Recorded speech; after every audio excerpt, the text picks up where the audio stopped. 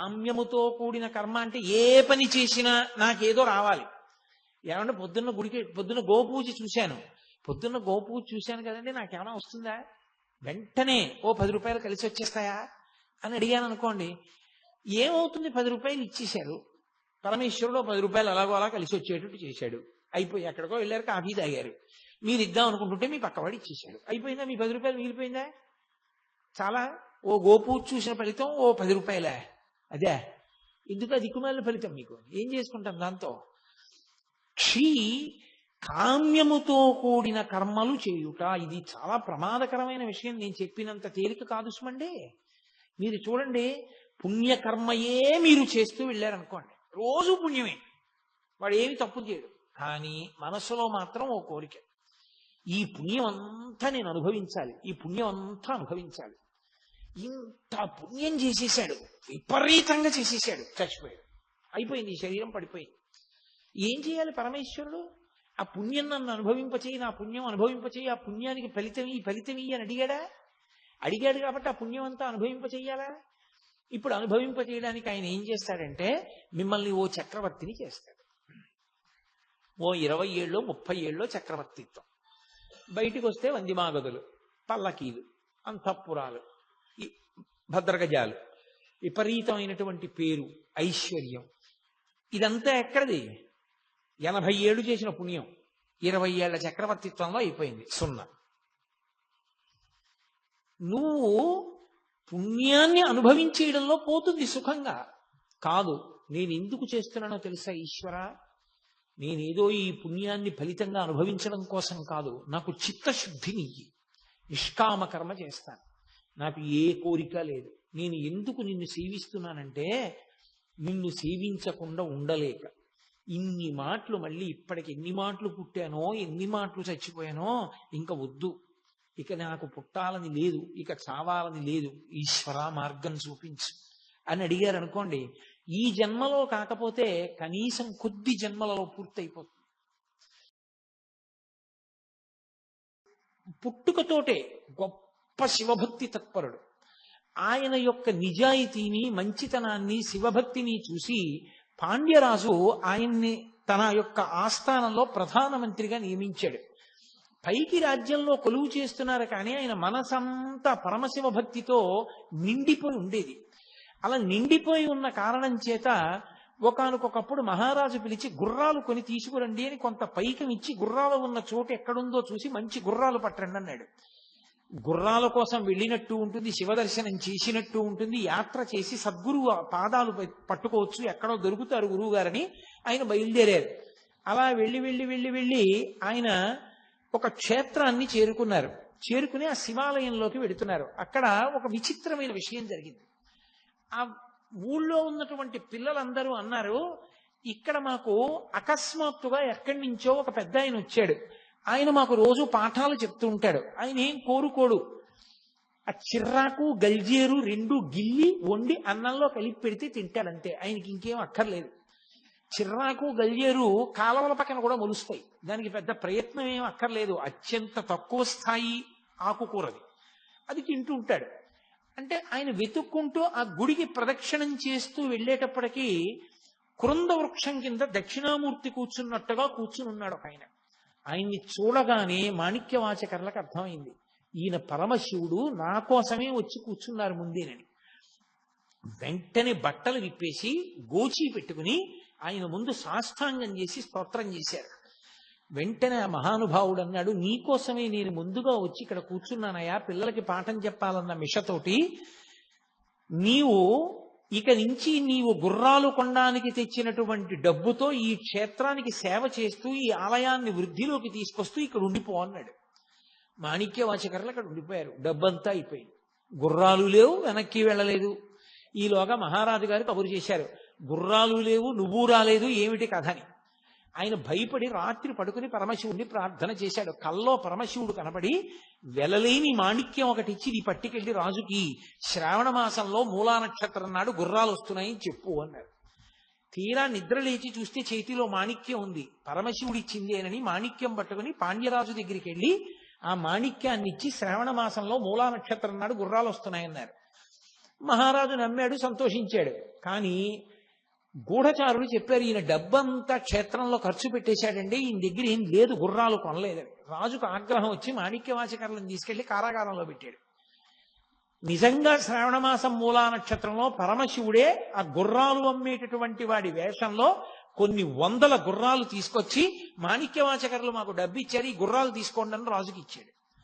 రాజు పొంగిపోయి, నా గూఢచారులు తప్పు చెప్పారు నాకని మాణిక్యవాచకర్లను విడిపించి సత్కారం చేసి గుర్రాలన్నింటినీ తీసుకెళ్లి మృగశాలలో కట్టాడు, అశ్వశాలలో కట్టాడు. అవి రాత్రి క్రూర మృగాలు అయిపోయి ఉన్న ఏనుగుల్ని గుర్రాలని కూడా తినేసి పారిపోయి. రాజుకి కోపం వచ్చి మళ్లీ మాణిక్యవాచకర్లని బంధించాడు. ఇప్పుడు వైఘై నది పొంగి ప్రవహించి మధురై నగరం మీద పడింది. రాజు ఈ ప్రవాహాన్ని ఎలా ఆపాలి అర్థం కాక ఇంటి ఇంటికి ఒక మనిషి వంతున బయలుదేరి ప్రతి ఇంటి నుంచి ఒక మగవాడు వెళ్ళి నదికి ఇదిగో ఇక్కడి నుంచి ఇక్కడ వరకు, ఇక్కడి నుంచి ఇక్కడ వరకు కట్టబోయాలని శాసనం చేశాడు. అందరి ఇళ్ల నుంచి ఒక్కొక్క మగవాడు వెళ్ళి కట్టబోస్తున్నాడు. కానీ పిట్టవ్వ అంటారు ఇప్పటికీ, తమిళ దేశంలో ఆవిడ్ని అవయార్ అంటారు, మహాశివ భక్తురాలు. ఆవిడ పాపం కుడుములు వండి వచ్చినటువంటి వాళ్ళకి పెడుతూ ఉండేది, పిట్టువాణి అని పిలుస్తారు ఆవిడ్ని. ఆవిడికి కొడుకులు లేరు, ఎవరు లేరు, ఎవరు పెడతారు కట్టబోయడానికి? ఆవిడ తరపున వెళ్లే వాళ్ళు ఎవరు? కూలి పెట్టుకోవాలి, అంత డబ్బు లేదు. పరమశివుడే ఓ గుణపం పారా పట్టుకుని ఆవిడ ఇంటికి వచ్చి, పిట్టవా పిట్టవా నాకు కొంచెం తుంపులు ఎడతావా అని అడిగాడు. తుంపులంటే మీకు గుర్తుందో లేదో మరి, మా చిన్నతనంలో మేము తుంపులు చాలా ఇష్టంగా తినేవాళ్ళం. తుంపులంటే అమ్మ చిన్నతనంలో బజ్జీలు అవి వేస్తుంది కదా, వేసినప్పుడు ఇంతంత శనగపిండి ముద్దలు ఉండిపోయి నూనె అడుక్కెళ్ళిపోతాయి. అడుక్కెళ్ళిపోతే అవి బజ్జీలు చాలా మాటలు వేసి తీసేస్తారు, ఇవి మాత్రం అలాగే ఉంటాయి, నూనెలో ములిగి ఉండి ఎర్రగా తయారవుతాయి. అవి తుప్పులు అంటారు. అవి అమ్మ చిల్లులుగా ఉన్నటువంటి పెద్ద గరిటె పెట్టి ఇలా ఒడ్డుకి తీసి ఆ నూనె ఇలా కిందకి దిగిపోయే వరకు ఇలా అని ఆ తుంపులో పళ్ళెంలో పడేస్తే బజ్జీల కన్నా తుంపులు సంతోషంగా ఒక్కొక్కటి నోట్లో వేసుకుని కరకరా తింటుండేవాళ్ళం. అలా తుంపులు వస్తాయి ఆ కుడుములు వండినప్పుడు. ఆ తుంపులు పెట్టవమ్మా, నాకు కుడుములు అక్కర్లేదన్నాడు. తుంపులు అంటే పనికి మేలినవి, కుడుములు అయితే అమ్ముకుంటే డబ్బు వస్తుంది, నాకు ఆ తుంపులు ఇట్టన్నాడు. ఇంత రాత్రివేళ తుంపులు ఎక్కడ ఉంటాయిరా నాయన, కుడుములే పెడతాను లేని ఆవిడ కుడుములు వేసింది. అవి ఒక్కటి కుడుములంటే పుణుకులు అనుకోండి, మీకు తేలిగ్గా అర్థం అవడానికి, ఒక్కటి పుణుకు రాలేదు, అన్ని తుంపులు అయిపోయి. అది శివవాక్కు. ఆ తుంపులే పెట్టింది. కాసిని తుంపులు తిన్నాడు, కాసిని తుంపులు మూట కట్టుకున్నాడు. వైఘై నదికి నేను నీ పరుపున నేను కట్ట వేస్తానని బయలుదేరాడు. వెళ్ళినవాడు కట్ట వేయడం అనేసి ఆ ఒడ్డున పడుకుని పెద్ద పెద్దగా పాటలు పాడుతూ మిగిలిన వాళ్ళ పనులు పాడు చేస్తున్నాడు. మహారాజు గుర్రం ఎక్కి అందరూ కట్ట వేస్తున్నారో లేదో చూడ్డానికి వచ్చాడు. ఈయనొక్కడే పని చేయట్లేదు. ఇతను పని ఎందుకు చేయట్లేదు, నన్ను చూసి కూడా లేవలేదు, పడుకుని పాటలు పాడుతున్నాడు ఏమిటని అడిగారు. ఏమో మహాప్రభో, పిట్టవాణ్ణి పంపించింది ఈయన పని చేయట్లేదు సరిగదా, పని చేసేవాళ్ళని పాడు చేస్తున్నాడు, వచ్చి ఇలాగే పడుకుని పాటలు పాడుతున్నాడు అన్నారు. పాటలు పాడుకుంటూ పడుకోవడానికి ఆ నది వరదొస్తుంటే అని చెప్పి రాజు కొరడా తెప్పించి ఆయన వీపు మీద దెబ్బలు కొట్టాడు. ఆయన వీపు మీద కొరడాతో కొట్టగానే రాజు వీపు మీద రాజ్యంలో ఉన్నటువంటి జంతువులు, పక్షులు, బల్లులు, కుక్కలు, పిల్లులన్నిటి వీపుల మీద వాతపడింది. అమ్మబాబో, ఇదేదో ఆశ్చర్యంగా ఉంది, ఈయన్ని కొడితే నా వీపు మీద వాతపడి మండుతోందని రాజుగారు ఆశ్చర్యపైన కాళ్ళ మీద పడ్డాడు. అప్పుడు పరమశివుడు, నేను ఈశ్వరుణ్ణి, నాకు పరమభక్తుడైన మాణిక్యవాచకర్ని ఇబ్బంది పెట్టావు, అందుకని నీకు బుద్ధి రావడానికి ఇంత కథ నడిపించవలసి వచ్చింది, వెళ్ళి మాణిక్యవాచకర్ కాళ్ళ మీద పడి ఆయన్ని విడిపించన్నాడు. మరి మీరు పిట్టువాణి పనుపుని ఎందుకు వచ్చారని అడిగారు. ఆమె మహాభక్తురాలు, ఆమెకి కొడుకు లేడు కాబట్టి ఆమె పనుపున కూలి చేయడానికి నేను వచ్చానన్నాడు. ఏమి శివ అనుగ్రహం, ముందు పిట్టువాణిని చూడాలని పరమేశ్వరుడు గబగబా గుర్రం మీద పరిగెత్తాడు. ఆ రాజు ఆ పిట్టువాణి ఇంటికి పరిగెత్తాడు, పరమేశ్వరుడు అంతర్ధానం అయిపోయాడు. తీరా ఈయన పిట్టువాణి ఇంటికి వెళ్ళేటప్పటికీ ఆవిడ కైలాసానికి వెళ్ళిపోతుంది బొద్దితో. చూసి ఆశ్చర్యపోయి అంతఃపురానికి వెళ్ళి మాణిక్యవాచకర్ని విడిపించి ఆయనకి సత్కారం చేసి ఆయనని మళ్ళీ యథోచిత స్థానంలో ఉంచాడు. మహారాజా, రాజ్యం నువ్వేలుకో, నాకెందుకు వచ్చిన ప్రధానమంత్రి పదవి, నేను పరమేశ్వరుణ్ణి స్తోత్రం చేస్తూ ఊరూరా తిరుగుతానని ఆయన ఇందాక నేను చెప్పినటువంటి పంచశిఖరముల దగ్గర నిలబడే అరుణాచల పర్వతం వంక చూసి తిరువెంబావై పాడాడు. తిరుప్పావై అని ధనుర్మాసంలో వైష్ణవులు ఎలా పాడతారో తిరువెంబావై శివాలయాలన్నిటిలో పాడతారు ధనుర్మాసంలో. మీరు ఇప్పటికీ తమిళ దేశం వెడితే శివాలయాలన్నిటిలో తిరువెంబావై వినపడుతుంటుంది. ఆ తిరువెంబావై మాణిక్యవాచకర్లు పాడారు. ఆయన ఆఖరికి చిదంబరం చేరుకుని బాగా వృద్ధులైపోయారు, మఠంలో ఉండేవారు.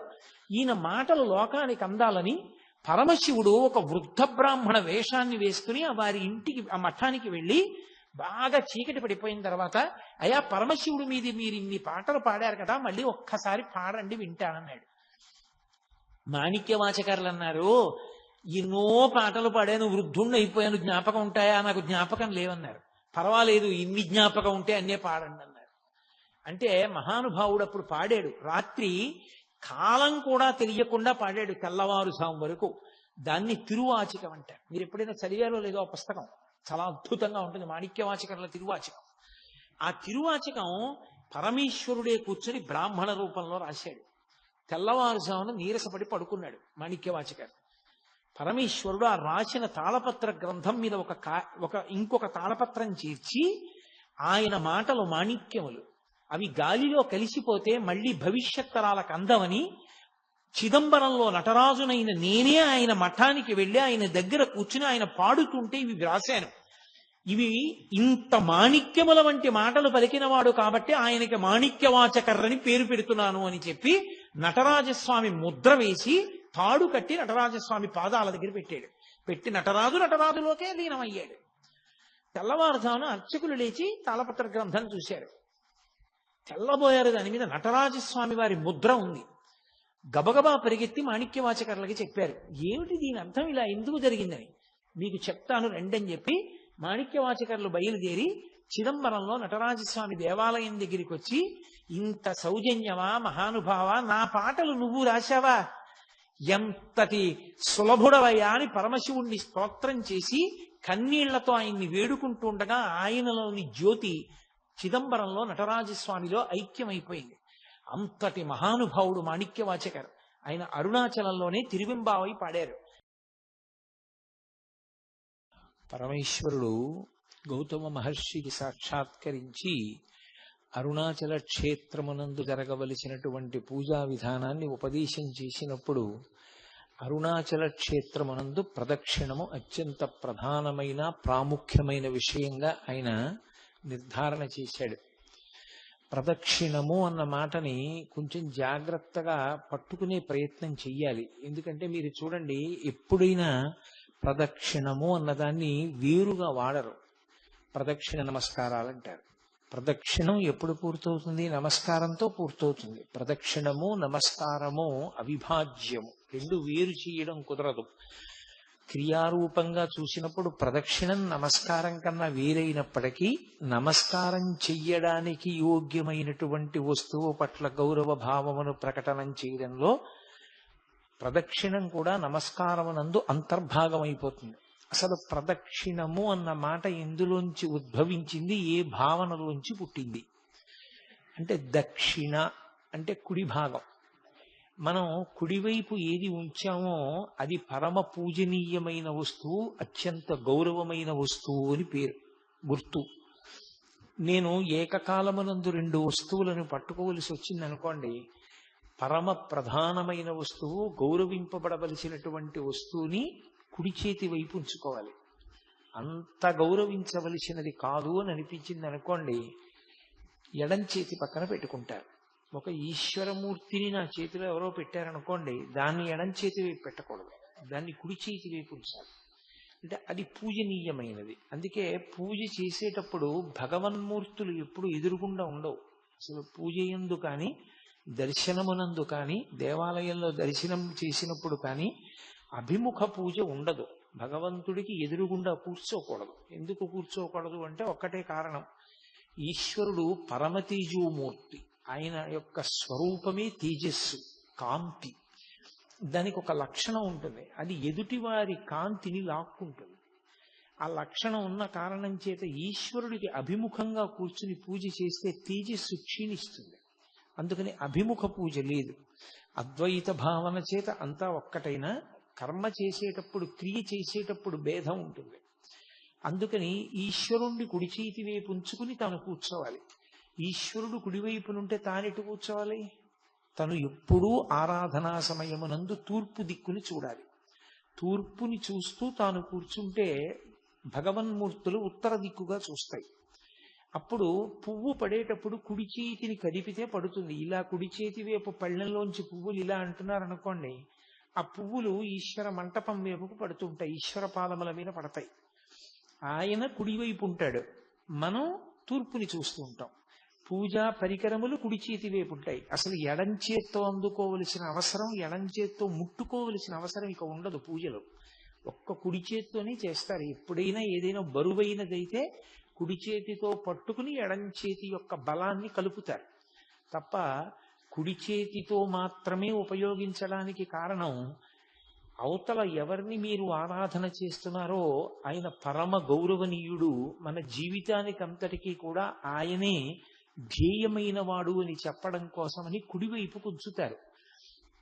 మీరు అలా ప్రయత్నం చెయ్యవలసిన అవసరం లేకుండా, అంటే పూజా మందిరం ఏదో మీ కుడి చేతి వైపుకుంది అన్న భావన చెయ్యవలసిన అవసరం లేకుండా మీరు తూర్పుకి తిరిగి కూర్చున్నారనుకోండి, తూర్పుకి తిరిగి కూర్చున్నాడు అంటే సద్భావనతో ఈశ్వరుణ్ణి మనసులో స్మరిస్తూ ఉన్నాడు అని గుర్తు.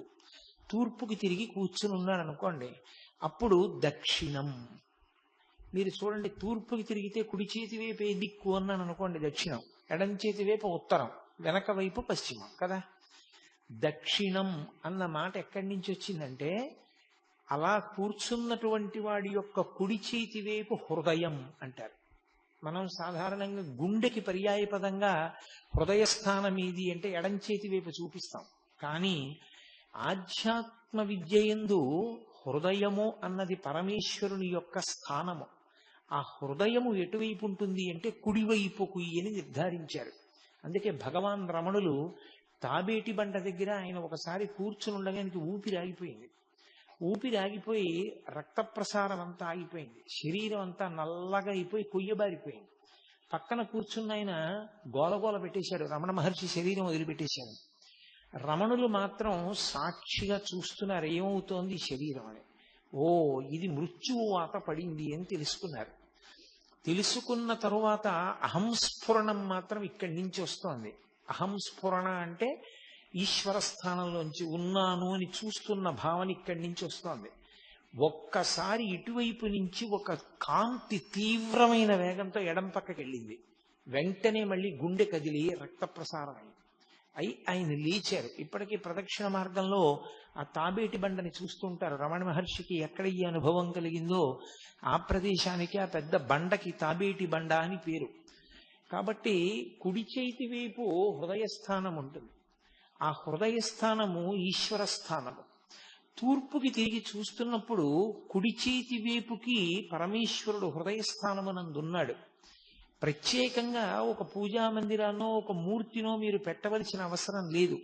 అలా పెట్టవలసిన అవసరం లేకుండానే పరమ పూజనీయుడైనటువంటి పరమాత్మ ఇక్కడే ఉంటాడు, కుడి చేతి వైపుకు ఉంటాడు. అందుకని దక్షిణం కుడివైపు అయింది. వామభాగం ఎడమ చేతి వైపుకు వచ్చింది. ఇప్పుడు ప్రదక్షిణం అంటే ఏది పరమ పూజనీయమైన ప్రదేశమో, ఏది అత్యంత గౌరవనీయమైనదో దానిని మీ కుడి చేతి వైపుకి ఉంచుకుని మీరు కదిలితే ప్రదక్షిణం అంటారు. ఎందుచేత కదిలేటప్పుడు మీరు తిరుగుతున్నప్పుడు అది మీ ఎడం చేతి పక్కకి ఎప్పుడూ రాకూడదు, అది మీ కుడి చేతి వైపునే ఉండాలి. ప్రదక్షిణం అన్న మాటకు అర్థం ఏంటంటే, మీరు దాని ఎందున్నటువంటి అపార గౌరవము చేత మీరు మీ కదలికల యందు ఆ వస్తువు మీ కుడి చేతి వైపున మాత్రమే ఉండేటట్లుగా చూసుకుంటే మీరు ప్రదక్షిణం చేశారు అని పిలుస్తారు.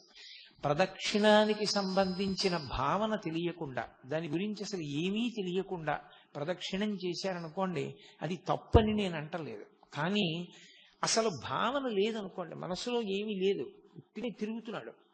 ఉత్తినే తిరిగితే ఏమవుతుంది, ఎక్కడ ఏం చెయ్యకూడదో అది చేస్తాడు, మాట్లాడతాడు మధ్యలో. ఎందుకు మాట్లాడతాడు? దాని గౌరవం తెలియదు, దాని పవిత్రత తెలియదు, తెలియనప్పుడు మాట్లాడతాడు. కాబట్టి అంత పూజనీయమైన వస్తువుని కుడి చేతి వైపు ఉంచుకుని తిరుగుతున్నప్పుడు మాట్లాడకూడదు మధ్యలో. ప్రదక్షిణం చేస్తూ మాట్లాడాడు అనుకోండి, అప్పుడు అది ప్రదక్షిణం అవ్వదు. అది అందరూ దేన్ని గౌరవిస్తున్నారో అదంత గౌరవనీయమైనదేమి కాదు అని చెప్పినట్లు అవుతుంది. అందుచేత మాట్లాడకుండా తిరుగుతారు. మీరు ఒక దేవాలయానికి ప్రదక్షిణం చేశారు అంటే గుర్తు ఏమిటి? ఇక్కడ మొదలుపెట్టి ఇలా తిరిగి వచ్చాను అనుకోండి, ప్రదక్షిణం. నేను ఇలా తిరిగి వచ్చినా నా ఈ స్తంభం నా కుడి చేతి వైపుకే ఉంటుంది తప్ప ఎడం చేతి వైపుకి రాదు. అలా రాకుండా నేను చుట్టూ తిరిగి వస్తే ప్రదక్షిణం చేశాను అంటారు. అంటే నేను దాని చుట్టూ తిరిగినా అది మాత్రం నా ఎడమ వైపుకి రాకూడదు, కుడి చేతి వైపునే అది ఉండేటట్టు చూసుకోవాలి. అలా చేస్తే ప్రదక్షిణం. బాగుందండి, ఎందుకు చెప్పినట్టు మాకు ఇదంతా అని ఒక ప్రశ్న వెయ్యొచ్చు మీరు. ప్రదక్షిణం అన్నది ఎప్పుడు కుదురుతుంది? దానికి అంతటా వ్యాపించే లక్షణం లేకపోతేనే మీరు ప్రదక్షిణం చెయ్యగలరు. ఇప్పుడు ఇది ఉంది, ఈ స్తంభం ఇంతే ఉంది, ఇంతే ఉంది కాబట్టి నేను దీని చుట్టూ తిరుగుతాను. ఇది బ్రహ్మాండం అంతా ఆక్రమించింది అనుకోండి, నేను తిరగగలనా? నా వల్ల అవుతుందా తిరగడం? బ్రహ్మాండం అంతా ఇది వ్యాపించేస్తే దీని చుట్టూ నేను ఎలా తిరగను? తిరగలేను నేను, నా సాధ్యం కాదు. ఇంకా శివుడికి మారుపేరు ఉంది, స్థాణుహు అని. స్థాణుహు అంటే కదలనివాడు అని. కదలనివాడు అంటే ఎందుకు కదలడు? జడత్వంతో కదలడా? కొంతమందిని చూడండి, ఏమిరా ఎంత చెప్పినా కదలవేరా, నువ్వు అలా కూర్చుంటావు, నీకేం జడత్వమా అంటారు. ఆయనకి జడత్వముండి కదలనివాడు కాదు, ఆయన కదలడానికి చోటు లేదు. ఎందుకని? నిన్ననే మీతో నేను మనవి చేశా, యజుర్వేదం ఒక మాట అంటుంది, బ్రహ్మాండ వ్యాప్త దేహ అని పిలిచింది ఆయన్ని. బ్రహ్మాండమంతా ఆయన శరీరమై నిండిపోయింది. అసలు నిజానికి శివతను అని అమ్మవారికి పేరు. అమ్మవారు ఈ బ్రహ్మాండములుగా ఉంటుంది, అది శివుడి శరీరం. అమ్మవారు పరమశివుని యొక్క శరీరమై ఉంటుంది, ఆ శరీరము ఈ బ్రహ్మాండము. ఈ బ్రహ్మాండమంతా శివుడైపోతే మీరు ఎలా ప్రదక్షిణం చేస్తారు నాకు చెప్పండి? అసలు ప్రదక్షిణం అన్న మాటకు అర్థమైనా ఉందా? ఇంకా ఎలా తిరుగుతారు? బ్రహ్మాండానికి చుట్టూ తిరగాలి అంటే బ్రహ్మాండానికి ఆవలి మీరు నిలబడాలి. బ్రహ్మాండానికి ఆవల నిలబడి ఏ ఆధారం మీద మీరు దాని చుట్టూ తిరుగుతారు? అప్పుడు ఇక అసలు గౌరవ ప్రకటనం అన్న మాట కానీ ప్రదక్షిణం అన్న మాట కానీ ఎలా సంభవం అవుతుంది? సంభవం కాదు. అంతటా నిండనివాడు పరమేశ్వరుడు కాడు. అంతటా నిండినవాడు పరమేశ్వరుడైతే మీకు ప్రదక్షిణం లేదు కాదు, అవునా కాదా? మీరు ప్రదక్షిణం చేశారంటే వాడు పరమేశ్వరుడు కాడు. ఎందుకని? వాడు అంతటా నిండి లేడు. మీరు ప్రదక్షిణం చేయలేకపోయారంటే వాడు పరమేశ్వరుడు, అంతటా నిండి ఉన్నాడు. మరి ప్రదక్షిణం మనం ఎలా చేస్తున్నాం? మరి గిరి ప్రదక్షిణం అన్న మాట ఎలా వచ్చింది స్కాంద పురాణంలో?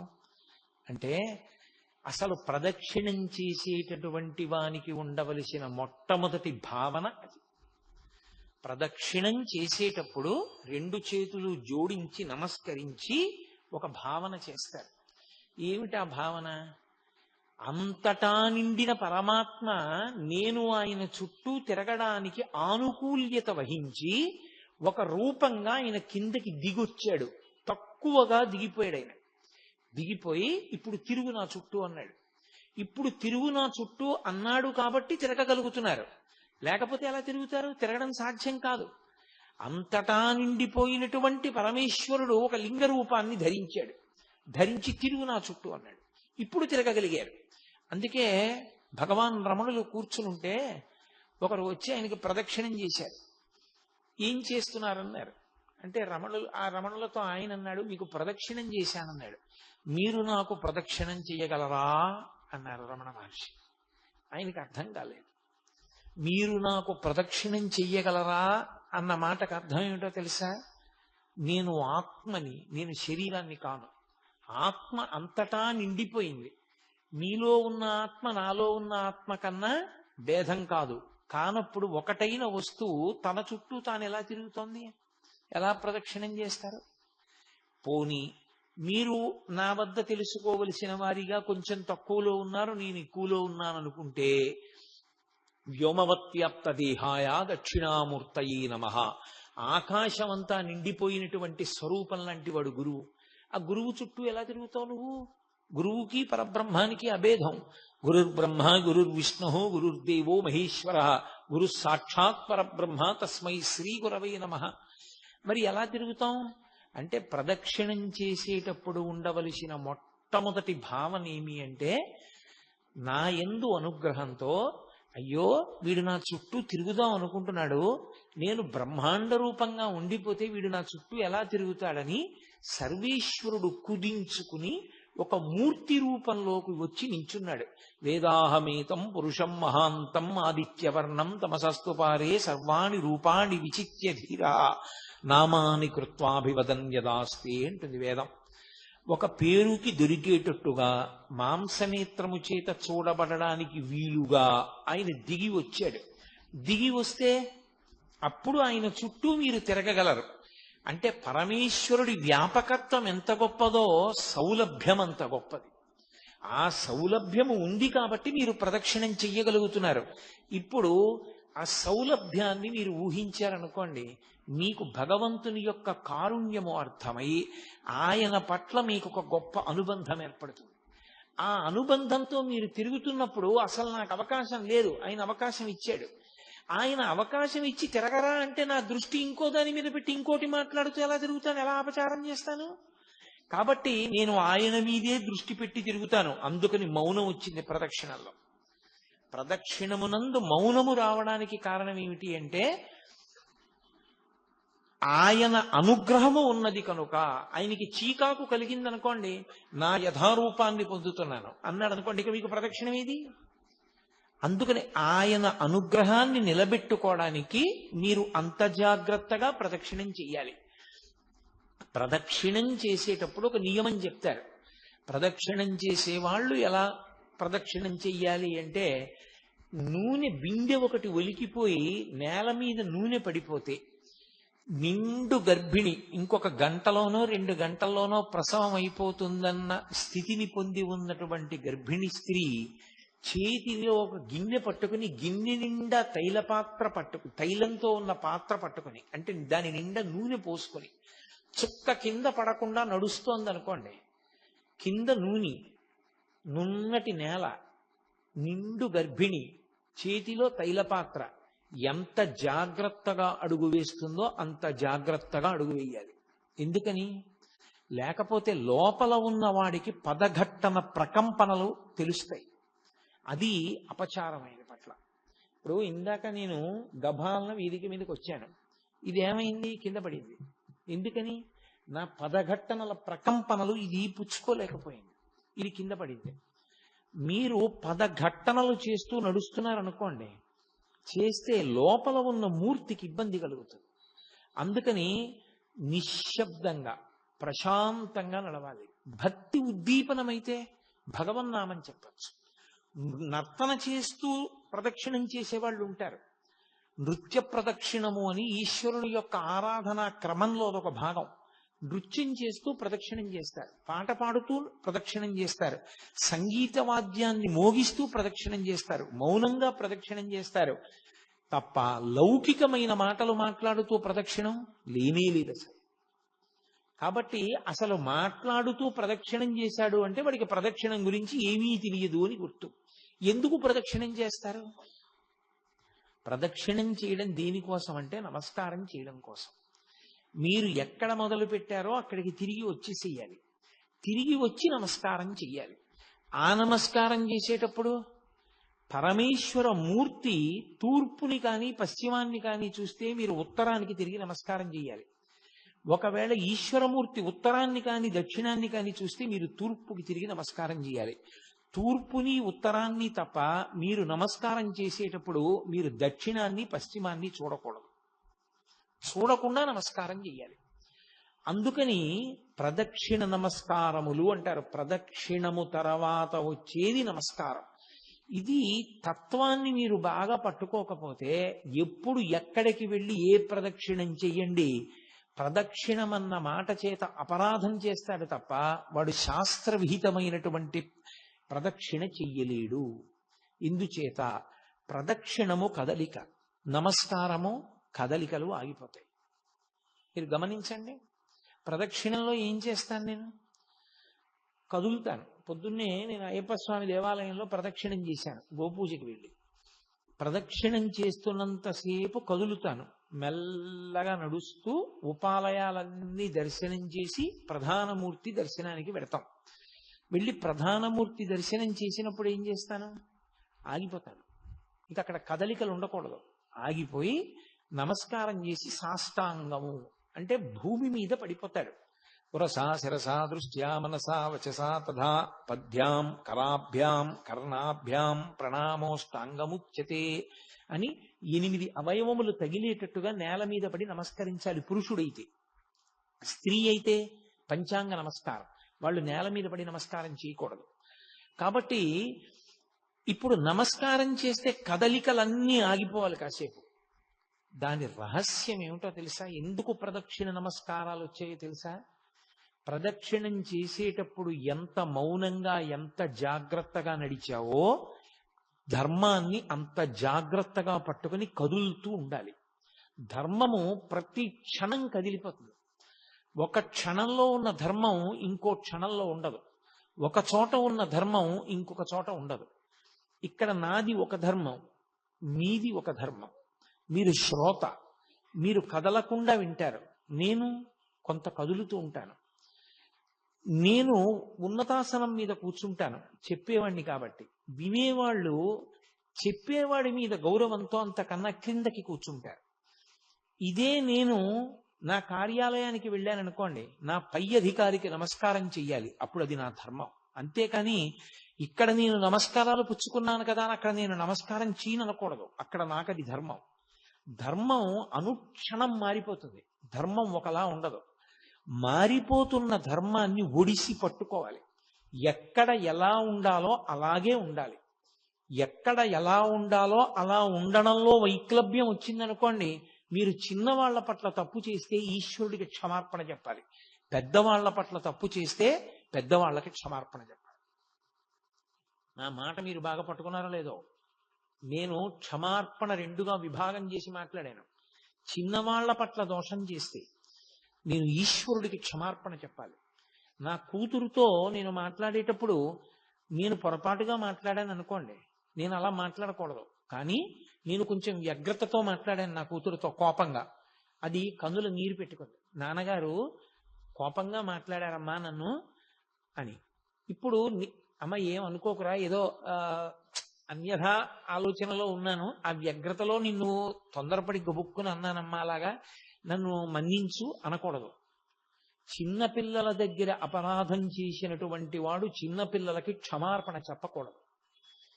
తాను ఈశ్వర మందిరంలోకి వెళ్ళి క్షమార్పణ చెప్పాలి. పరమేశ్వర, పొరపాటు చేశాను, నా కూతురు నా కడుపున పుట్టింది, దాని పట్ల వ్యగ్రతతో ఏదో కోపంతో ఇంటికి వచ్చి గభాలన ఏ పుస్తకమో కనపడలేదని దాన్ని నింద చేశాను, నువ్వే తీసి ఎక్కడో పడేసి ఉంటావని.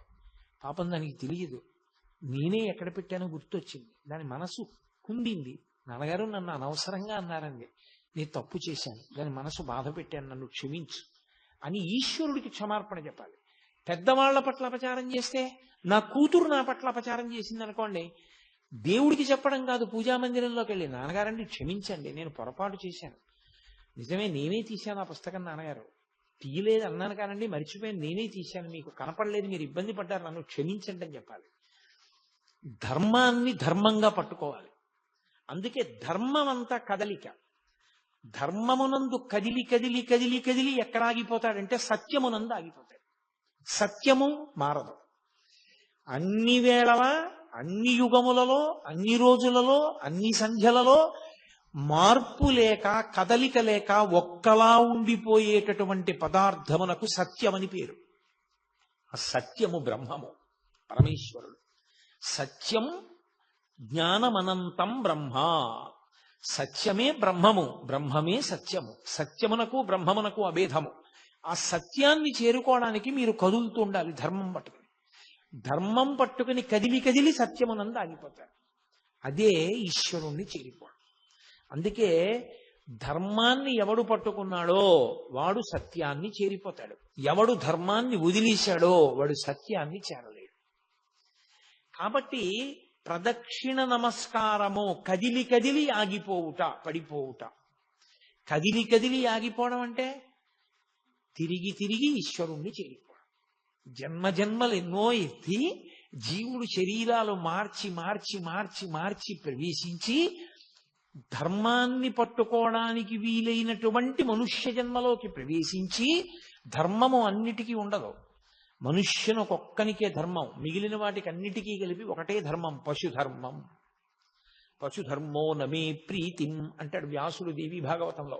పశుధర్మం అంటే దానికి ఏవి ప్రమాణములు ఉండవు. ఆకలేసింది మీరబడి తినేయడమే, తనకన్నా బలహీనమైన ప్రాణి చెనకేయడమే, తనకి కామం కలిగింది తన కడుపున పుట్టినటువంటి దూడైనా సరే దానితో సంభోగించడమే.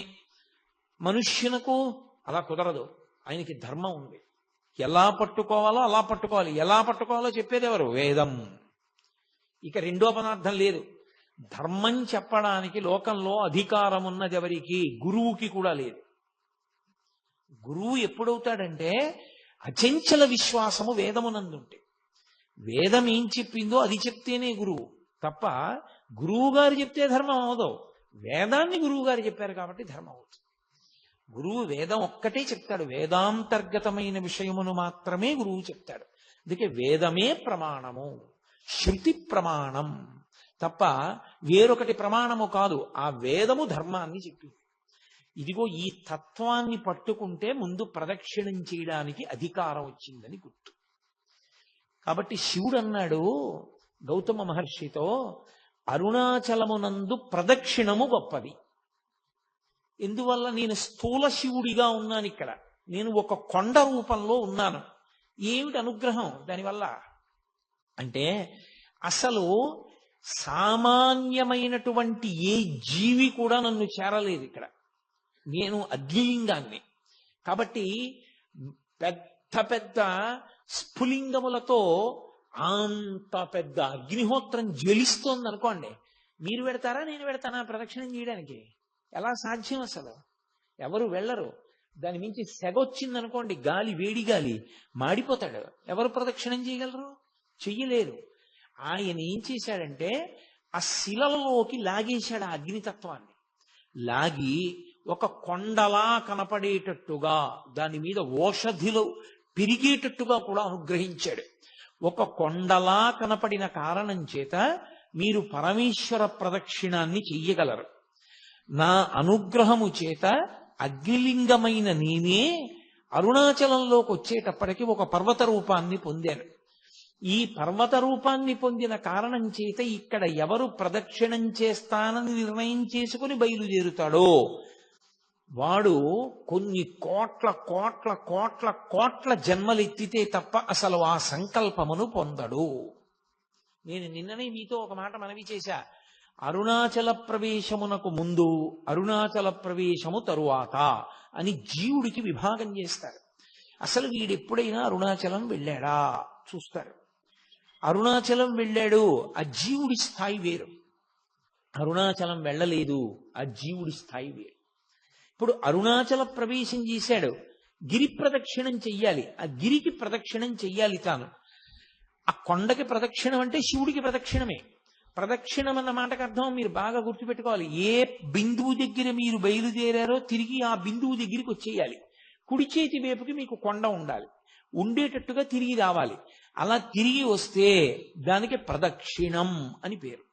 ఆయన అన్నాడు, కలియుగంలో ఈ అరుణాచల పర్వతం చుట్టూ ఎవరు ప్రదక్షిణం చేస్తారో వాళ్ళందరికీ కూడా 100 అశ్వమేధములు 100 వాజపేయములు చేసిన ఫలితం వేస్తాను. అశ్వమేధయాగం అసలు నిజానికి కలియుగంలో లేదు. కలియుగంలో అశ్వమేధయాగం సంకల్పం చెయ్యడానికి అధికారం లేదు, చెయ్యకూడదు. ఎందుకంటే నిషేధింపబడింది. అశ్వమేధయాగంతో సమానమైనటువంటిది ఒకటి ఉంది, అది చేస్తే అశ్వమేధయాగ ఫలితం ఇచ్చేస్తారు. వాడు అశ్వమేధయాగం చేశాడు అని ఫలితం ఇస్తారు. ఏదది? అనాథ ప్రేత సంస్కారం. అనాథ ప్రేతానికి సంస్కారం చేస్తే వాడు అశ్వమేధయాగం చేశాడు అని ఫలితం వేస్తారు. 100 అశ్వమేధయాగముల యొక్క ఫలితాన్ని గిరి ప్రదక్షిణం చేసిన వాళ్ళకి వేస్తానన్నాడు. 100 వాజపేయములు చేసినటువంటి ఫలితాన్ని గిరి ప్రదక్షిణం చేసిన వాళ్ళకి వేస్తానన్నాడు. అంటే దాని ఉద్దేశ్యం, అసలు అరుణాచలం అనేటటువంటి క్షేత్రం ఒకటి ఉంది, దానికి ఇంత ప్రాశస్త్యం ఉన్నది, పరమశివుని యొక్క పరిపూర్ణమైన అనుగ్రహం ఉన్నది, అక్కడికి వెళ్ళాలనేటటువంటి కోరిక పుట్టడం జరగదు. ఎందుకని? అసలు కొన్ని కోట్ల జన్మలెత్తితే తప్ప అరుణాచల పర్వతం గురించి తెలుసుకోడు. అరుణాచల వైభవం అన్న మాట వినడు. కాబట్టి పక్కన పెట్టేయి. విన్నాడు, అది మనసులో హత్తుకుని అరుణాచలంలోకి ప్రవేశిస్తానన్న మాట అన్నాడు పో. అహంకారం వదలలేడు. ఏదో ఒకటి వెంట పెట్టుకుంటాడు. వెంట పెట్టుకుని నేనింత వాణ్ణని డాంబికానికి పోయాడా ఆయన లోపలికి రానివ్వడు. అహంకార పరిత్యాగం చేశాడా లోపలికి రానిస్తాడు. అందుకే అరుణాచలంలోకి వెళ్ళాడు అంటే వాడికి ఏదో అధికారం ఉంది, పరమేశ్వరానుగ్రహాన్ని పొంది ఉన్నాడని గుర్తు. అందుకే లోపలికి రానివ్వరు. అటువంటి క్షేత్రాల్లో పరమ ప్రఖ్యాతమైన క్షేత్రములు అరుణాచలము, కాశీపట్టణము, ఇవన్నీ. ఎందుకని? అగస్త్య మహర్షి స్కాంద పురాణంలోనే కుమార సంహితలో చెప్తారు, ఎన్నో క్షేత్రాలకి వెళ్ళి నమస్కారం చేసినటువంటి పుణ్యము పరీపాకమైతే కాశీపట్టణంలోకి రావడానికి అర్హత వస్తుంది. అసలు అన్ని క్షేత్రాలకి జీవుడు ఎప్పటి నుంచో వెడుతుంటే ఆ ఫలితం ఉంటే తప్ప కాశీలోకి వెళ్ళలేడు. కుదరదు, అవతలబమ్మన్నారు. ఇక అరుణాచలం తత్తుల్యం, అంత గొప్పది. అరుణాచల ప్రవేశము అంత తేలికైన విషయం కాదు. కాబట్టి ప్రదక్షిణం అన్న మాటకు అర్థం ప్రదక్షిణం. స్కాంద పురాణాన్ని ఆధారం చేసుకుని భగవాన్ రమణులు అందరికీ చెప్తూ ఉండేవారు. ఎవరు అరుణాచలం వెళ్ళినా రమణుల దర్శనానికి వెళ్ళేవారు. ఆయన అనేవారు, మీరు గిరి ప్రదక్షిణం చేశారా అని అడిగేవారు.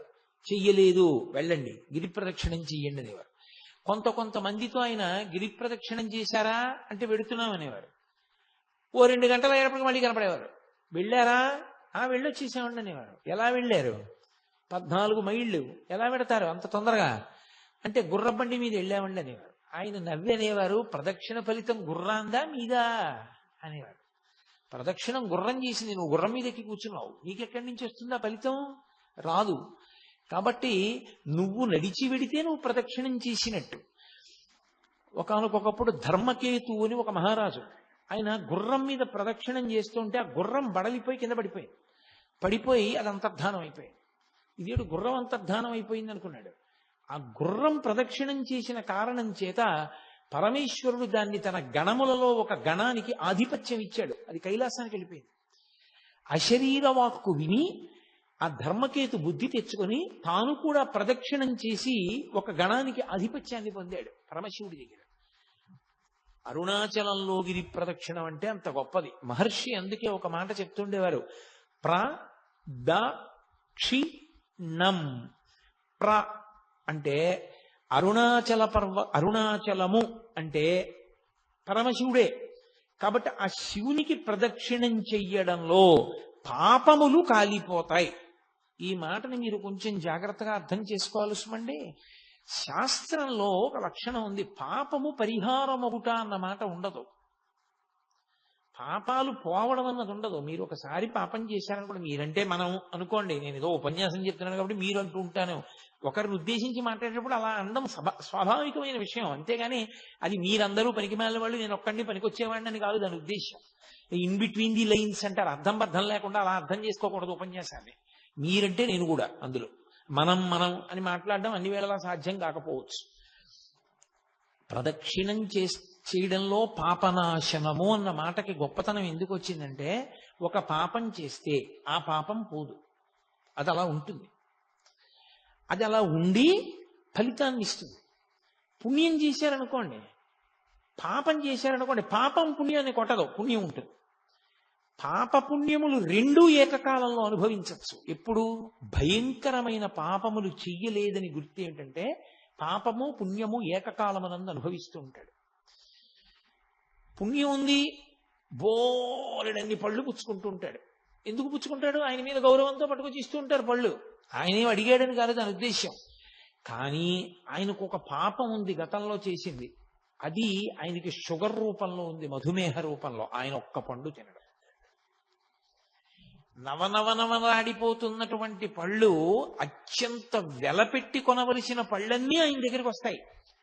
ఆయన మాత్రం ఒక్క పండు తినలేడు. తినలేకపోవడం పాప ఫలితం. చూసి కూడా అబ్బా ఎంత బాగున్నాయో అనుకుని అక్కడ పెట్టడమే. అది పాప ఫలితం. పుచ్చుకోగలగడం, ఆ గౌరవం పుణ్య ఫలితం. ఏకకాలమునందు అనుభవిస్తున్నాడా లేదా? అనుభవిస్తాడు. అది మహాపాతకం అనుకోండి, అప్పుడు అలా కలపరు, కుదరదు. దాని ఫలితం అది ఇవ్వడం మొదలు పెడుతుంది, దీని ఫలితం ఆగిపోతుంది, పుణ్య ఫలితం ఆగిపోతుంది. ఆగిపోగానే భయంకరమైనటువంటి స్థితిలోకి జారిపోతాడు. ఇదే సుందరకాండలో స్వామి హనుమ చెప్తారు, తదేవ ఫలమన్వేతి ధర్మస్య ధర్మనాశన ప్రాప్తం ధర్మఫలం తావద్భవతా నత్ర సంశయ అంటారు. పాపములను కాల్చరు, పాపం అలాగే ఉంటుంది. విశేషమైనటువంటి ఈశ్వరానుగ్రహము కలిగినటువంటి ప్రదేశములలో ఈశ్వరుడే ప్రమాణం చేశాడనుకోండి, నేను కాల్చేస్తానన్నాడు అనుకోండి, అప్పుడు కాల్చేస్తాడు, అప్పుడు తీస్తాడు. అది జీవుడికి పరమ అదృష్టం. అది ఎలా పోతుందండి? అలా కుదరదు. అలా ఎలా పోతాయి? చేసిన పాపాలేం పోవు, పట్టుకుని ఉంటాయి అలాగా. ఆ పాపములను కాలుస్తారు. ఎప్పుడు? అరుణాచలంలో గిరి ప్రదక్షిణానికి వెళ్ళినటువంటి వాడికి. ఎలా ప్రదక్షిణం? నేను ఇందాక చెప్పినట్టు ప్రదక్షిణం చేస్తే, భగవన్నామం చెప్తూ వెడితే, నృత్యం చేస్తూ వెడితే, మహానుభావులు 1000 కన్నా ఎక్కువ మార్లు అరుణాచలానికి శరీరాన్ని నేల మీద పడేసి దొర్లిస్తూ పొర్లు దండాలు పెడుతూ ప్రదక్షిణాలు చేసిన వాళ్ళు ఉన్నారు. అంత గౌరవంతో ఆ పర్వతానికి పరమశివ స్వరూపంగా ప్రదక్షిణం చేశారు. కాబట్టి అలా ప్రదక్షిణం చెయ్యడానికి నువ్వు ఉపక్రమించి ప్రదక్షిణం చేస్తే పాపములు కాలిపోతాయి. పాపము ప్రతిబంధక స్వరూపం. ఏదైనా ఒక కోరిక తీరకపోవడానికి కారణం ఏమిటంటే పాపమే ప్రతిబంధకంగా అడ్డొస్తుంది. ఇప్పుడు చూడండి, కొంతమంది కాశీ వెడదాం అనుకుంటారు, పాపం అన్నీ సిద్ధం చేసుకుంటాడు, ఇంకా రేపు కాశీ వెడదామనగా ఇవాళ ఏదో ప్రతిబంధకం వస్తుంది, వాడి దాంట్లోంచి బయటికి రాలేడు, అందులో కాశీ ప్రయాణం ఆపేసుకుంటాడు. ఈశ్వరుణ్ణి ఏదో సేవిద్దాం అనుకుంటాడు, సేవించలేడు, వదిలిపెట్టవలసి వస్తుంది, పూజలోంచి లేచిపోవలసి వస్తుంది, ఒక్కొక్కసారి తప్పదు. అలా జరిగింది. ఒక దేవాలయానికి వెడదాం అనుకుంటాడు, ఎవరో వస్తారు, ఆయన్ని చూడగానే అయ్యో గుడిలోకి వెడుతున్నాను అన్నా కూడా మనసు చిన్న చేసుకుని లోపల బాధపడుతున్నా పైకి వికిలిన ఒకటి నవ్వి రెండంటూ తీసుకుని ఇంట్లోకి వెడతాడు. ఆయన వెళ్ళిపోతారు, గుడి కట్టేస్తారు. అంత పరమపావనమైన తిథి నాడు దేవాలయానికి వెళ్ళడు. లేదు, మంచి కార్యం, గుడికి వెళ్ళాలి, అనారోగ్యం, వెళ్ళలేడు. నేను శాస్త్రం చెప్తున్నానని గుర్తుపెట్టుకోండి మీతో. పాపము ప్రతిబంధకమై అడ్డొస్తుంది, మిమ్మల్ని చెయ్యనివ్వదు ఆ మంచి పని. అడ్డుపడి అప్పటికి మిమ్మల్ని అడ్డు పెట్టి తర్వాత తొలగుతుంది, కానీ కాలం దాటిపోతుంది. కాలం ఆగదుగా, కాలం వెళ్ళిపోతుంది. మీరు ఆ పుణ్యాన్ని సంపాదించుకోలేరు. సంపాదించకుండా అడ్డొస్తూ ఉంటుంది. అడ్డుపడినంత కాలం మీ కోరికలు తీరవు. పుణ్యబలం లేదు కాబట్టి మీ కోరికలు తీరే అవకాశం ఉండదు. కాబట్టి ఇప్పుడు పాపము కాలడం అంత గొప్పది. కోరికలను తీర్చుకోవడానికి, కోరికలంటే పనికి మాలిన కోరికలని కాదు నా ఉద్దేశంలో, జీవుడు అభ్యున్నతిని పొందడానికి ఏ కోరికలు మంచివో అటువంటి కోరికలు తీరడానికి అది కారణమవుతుంది. ఇప్పుడు నేను అమెరికా ప్రెసిడెంట్ అవ్వాలని ఒక ఆయన అడిగాడు, నాకు కొడుకు పుట్టాలండి అని ఒక ఆయన అడిగాడు. రెండూ కోరికలే, కానీ ఒక కోరిక పరమ ధార్మికం. మీరు మార్గం చెప్పచ్చు. అయ్యా మీకు కొడుకు పుట్టలేదా, ఓ పని చేయండి, మీకు సంతానం లేకపోతే ఫలానా దేవాలయాన్ని ఆశ్రయించండి అని చెప్పచ్చు. ఎందుకని? అది ధార్మికం, అది ఉండవలసిన కోరిక. సంతానం ఉండాలన్న కోరిక ఎవరికి ఉండదు? సంతానం లేకపోతే ఉత్తరగతులు ఉండవు. కాబట్టి మీరు సలహా చెప్పచ్చు, అమెరికా ప్రెసిడెంట్ ఎందుకు నీకు, అది అడిగిన వాడికి అవతల బొమ్మని చెప్పచ్చు. ఏ కోరిక తీర్చాలో ఏ కోరిక తీర్చకూడదో మనకే వివక్ష ఉన్నప్పుడు పరమేశ్వరుడికి ఉండదు. వాంఛితార్థ ప్రదాయిని, ఏ కోరిక తీరాలో ఆ కోరిక తీరుస్తాడు పరమేశ్వరుడు. దానికి అడ్డొచ్చినటువంటి ప్రతిబంధకాన్ని కాల్చేస్తాడు. అది ప్రదక్షిణంలో అంటే పాపము కాలుతుంది, ఇచ్చేస్తాడు. ఇప్పుడు కోరిక తీరుస్తాడు. కానీ ఒక ఇబ్బంది ఒకటి ఉంటుంది, ఒకటి ఉంటుంది వెనకాతల. అన్న మాటకు అర్థం ఏంటో తెలుసా? ఎప్పుడైనా సరే సంస్కృతంలో క్షకార ప్రయోగం చేశారు అంటే ఒకటే గుర్తు, అది చాలా మిమ్మల్ని ఇబ్బంది పెట్టేది అని గుర్తు. అందుకే సంస్కృతంలో ఏదైనా బాధతో కూడుకున్న విషయం చెప్పాలనుకోండి, అది చాలా కష్టమైన విషయం అవసరమండి అన్నది చెప్పవలసి వస్తే ఏం చేస్తారంటే క్ష శ్లోకంలో ఎక్కువ మార్లు వాడేస్తారు. వాడేస్తే మీరు ఆ శ్లోకం చూడగానే చాలా కష్టమైన విషయం ఎవరు అనుభవిస్తున్నారు అని మీరు గుర్తుపడతారన్నమాట. క్షితిక్షమా పుష్కర సన్నిభాక్షి యారక్షిత రాఘవ లక్ష్మణాభ్యాం సారాక్షసీభి వికృతేక్షణాభి సంరక్షిత సాంప్రతి వృక్షమూలే అంటారు మహర్షి. అన్నిసార్లు తిరిగింది అంటే సీతమ్మ ఎంత కష్టంలో ఉందో నువ్వు గమనించు.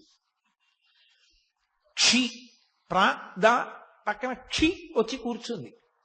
పాపం కాలింది, కోరిక తీరింది. ఎప్పటికీ ఈ జన్మకి. క్షి ఒకటి ఉంది, అది చాలా పెద్దది. ఆ క్షి ఏమిటో తెలుసా? సంచితం. పర్వతాల కింద పడిపోయి ఉంటుంది. అంత పాపం ఏ 70 ఏళ్లలోనూ అనుభవించరా అంటే స్పృహ తప్పిపోతాడని పరమేశ్వరుడు కొంత పుణ్యం కొంత పాపం కలిపి పెట్టి పంపిస్తాడు. ఈ క్షీ వలన ఏమవుతుందంటే వాసనా బలం ఉండి ఏ చిన్న పని చేయనివ్వండి ఫలితం అపేక్షిస్తాడు. నాకు ఈ కోరిక తీరాలంటే అందుకు నేను ఇచ్చేస్తున్నానంటాడు. క్షి ప్రదక్షిణం చేసేటప్పుడు క్షి అన్న మాటకు అర్థం ఏమిటంటే, అన్న అక్షరానికి అర్థం కామ్యముతో కూడిన కర్మ నశిస్తుంది, దాని వలన చిత్తశుద్ధి కలుగుతుంది. కామ్యముతో కూడిన కర్మ అంటే ఏ పని చేసినా నాకేదో రావాలి. ఏమంటే పొద్దున్న గోపూజ చూశాను, కదండి, నాకేమైనా వస్తుందా? వెంటనే ఓ 10 రూపాయలు కలిసి వచ్చేస్తాయా అని అడిగాను అనుకోండి, ఏమవుతుంది? 10 రూపాయలు ఇచ్చేశారు, పరమేశ్వరుడు 10 రూపాయలు అలాగో అలా కలిసి వచ్చేటట్టు చేశాడు. అయిపోయి ఎక్కడికో వెళ్ళారు, కాఫీ తాగారు, మీరు ఇద్దాం అనుకుంటుంటే మీ పక్కవాడు ఇచ్చేశాడు. అయిపోయిందా? మీ 10 రూపాయలు మిగిలిపోయిందా? చాలా ఓ గోపూజ చూసిన ఫలితం ఓ 10 రూపాయలే. అదే ఎందుకు ఆ దిక్కుమాలిన ఫలితం? మీకు ఏం చేసుకుంటాం దాంతో? క్షీ కామ్యముతో కూడిన కర్మలు చేయుట, ఇది చాలా ప్రమాదకరమైన విషయం. నేను చెప్పినంత తేలిక కాదు సుమండి. మీరు చూడండి, పుణ్యకర్మయే మీరు చేస్తూ వెళ్ళారనుకోండి, రోజు పుణ్యమే, వాడు ఏమి తప్పు చేయడు. కానీ మనసులో మాత్రం ఓ కోరిక, ఈ పుణ్యం అంతా నేను అనుభవించాలి, ఈ పుణ్యం అంతా అనుభవించాలి. ఇంత పుణ్యం చేసేసాడు, విపరీతంగా చేసేసాడు, చచ్చిపోయాడు, అయిపోయింది, ఈ శరీరం పడిపోయింది. ఏం చేయాలి పరమేశ్వరుడు? ఆ పుణ్యం నన్ను అనుభవింపచేయి, నా పుణ్యం అనుభవింపచేయి, ఆ పుణ్యానికి ఫలితం అని అడిగాడు కాబట్టి ఆ పుణ్యం అంతా అనుభవింపచేయాలా? ఇప్పుడు అనుభవింపచేయడానికి ఆయన ఏం చేస్తాడంటే మిమ్మల్ని ఓ చక్రవర్తిని చేస్తాడు. ఓ 20 ఏళ్ళో 30 ఏళ్ళో చక్రవర్తిత్వం. బయటికి వస్తే వందిమాగదులు, పల్లకీలు, అంతఃపురాలు, భద్రగజాలు, విపరీతమైనటువంటి పేరు, ఐశ్వర్యం. ఇదంతా ఎక్కడిది? 80 ఏళ్ళు చేసిన పుణ్యం 20 ఏళ్ల చక్రవర్తిత్వంలో అయిపోయింది, సున్నా. నువ్వు పుణ్యాన్ని అనుభవించేయడంలో పోతుంది సుఖంగా. కాదు, నేను ఎందుకు చేస్తున్నానో తెలుసా ఈశ్వర? నేనేదో ఈ పుణ్యాన్ని ఫలితంగా అనుభవించడం కోసం కాదు, నాకు చిత్తశుద్ధినియ్యి, నిష్కామ కర్మ చేస్తాను, నాకు ఏ కోరిక లేదు. నేను ఎందుకు నిన్ను సేవిస్తున్నానంటే నిన్ను సేవించకుండా ఉండలేక ఇన్ని మాటలు, మళ్ళీ ఇప్పటికి ఎన్ని మాటలు పుట్టానో, ఎన్ని మాటలు చచ్చిపోయానో, ఇంకా వద్దు, ఇక నాకు పుట్టాలని లేదు, ఇక చావాలని లేదు, ఈశ్వర మార్గం చూపించు అని అడిగారు అనుకోండి, ఈ జన్మలో కాకపోతే కనీసం కొద్ది జన్మలలో పూర్తయిపోతుంది. ఎలా అయిపోతుంది అంటే చిత్తశుద్ధితో కూడినటువంటి స్థితి వలన జ్ఞానము కలుగుతుంది. ఆ జ్ఞానము వలన మోక్షం వస్తుంది. మోక్షం అంటే ఈశ్వరునిగా నిలబడిపోవుట, తన తత్వము, ఆత్మతత్వము ఎరుకలోనికి వచ్చుట, అనుభవములోనికి వచ్చుట, అద్వైత స్థితి అంటారు. అది క్షి. నిష్కామ కర్మ చేత చిత్తశుద్ధి కలిగి నా పునరావృత్తి ఆగిపోవుట, ఇక పుట్టడు. అది ఈ జన్మలో అవ్వచ్చు, కొద్ది జన్మలలో అవ్వచ్చు, కానీ ఆగుతుంది, అటువైపుకి నడుస్తాడు. ఈ 4గింటిని ఇవ్వగలిగినది కనుక ప్రదక్షిణం, అందుకొచ్చింది ఆ మాట. కాబట్టి అది చిన్న చిన్న కోరికలు కోరుకుని ప్రదక్షిణం చెయ్యకు, నీకు అద్భుతమైన స్థితిని కల్పించగలదు. అందుకని నిష్కామముగా ఏ కోరిక లేకుండా ఆ క్షేత్రంలో స్థూల శివుని యొక్క రూపంలో ఉన్నటువంటి కొండకి గిరి ప్రదక్షిణం చెయ్యి అని. కాబట్టి ఆ ప్రదక్షిణ తత్వము అంత గొప్పదై కూర్చుంది. ఈ ప్రదక్షిణం చేయడంలో ఏ కారణానికి చేయనివ్వండి, బుద్ధి ఉందనుకోండి, ప్రదక్షిణ తత్వం అర్థం అవుతుంది. ఒక్కొక్కసారి బుద్ధి ఉండదు. ఆ ప్రాణికి తనంత తానుగా బుద్ధి ఉన్న ప్రాణి కాదు, కానీ అది ఎందుకో పరిగెత్తింది కొండ చుట్టూ. బుద్ధి లేని ప్రాణైనా దానికి ప్రదక్షిణం యొక్క విలువ తెలుసుకునే అవకాశం దాని ఉపాధికి లేకపోయినా అది పరిగెత్తింది కాబట్టి పరమేశ్వరుడు ఫలితం ఇస్తాడు. అది స్థూల శివుడుగా ఆయన రావడం వల్ల లోకానికి కలిగినటువంటి మహోపకారం. అలా ఆర్తి కలిగిన వాళ్ళకి చిన్న చిన్న విషయాల దగ్గర నుంచి పెద్ద పెద్ద విషయాల వరకు ఆయన అనుగ్రహించాడు ఆ ప్రదక్షిణ తత్వంలో. అందుకే కామ్యమునందు కూడా మీకు ప్రత్యేకంగా కోరి ప్రదక్షిణం చెయ్యక్కర్లేదు. ఆదివారం నాడు ప్రదక్షిణం చేశాడనుకోండి, ఆదివారం నాడు ప్రదక్షిణం చేసి వచ్చేస్తే సూర్యమండలాన్ని భేదిస్తాడు జీవుడు.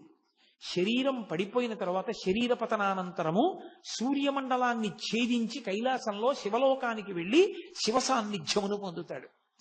ఒక సోమవారం నాడు ప్రదక్షిణం చేశాడనుకోండి, జరామృత్యువులను దాటతాడు. జరామృత్యువు అంటే వృద్ధాప్యము, మృత్యువు.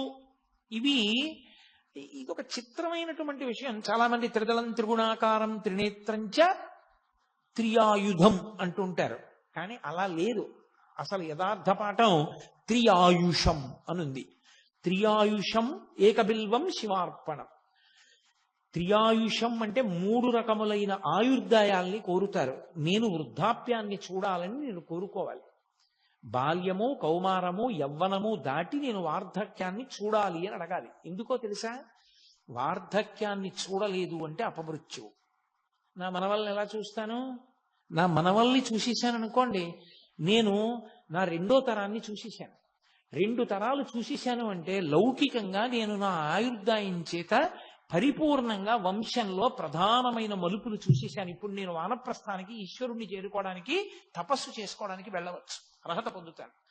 ముందే పడిపోయింది అనుకోండి శరీరం, అసలు ఇంకా కొడుకు లేడు, కొడుకుని చూడలేదు, తను చెయ్యవలసిన కర్తవ్యాలు పూర్తి చేయలేదు, అది అపమృత్యు దోషం అంటారు దాన్ని.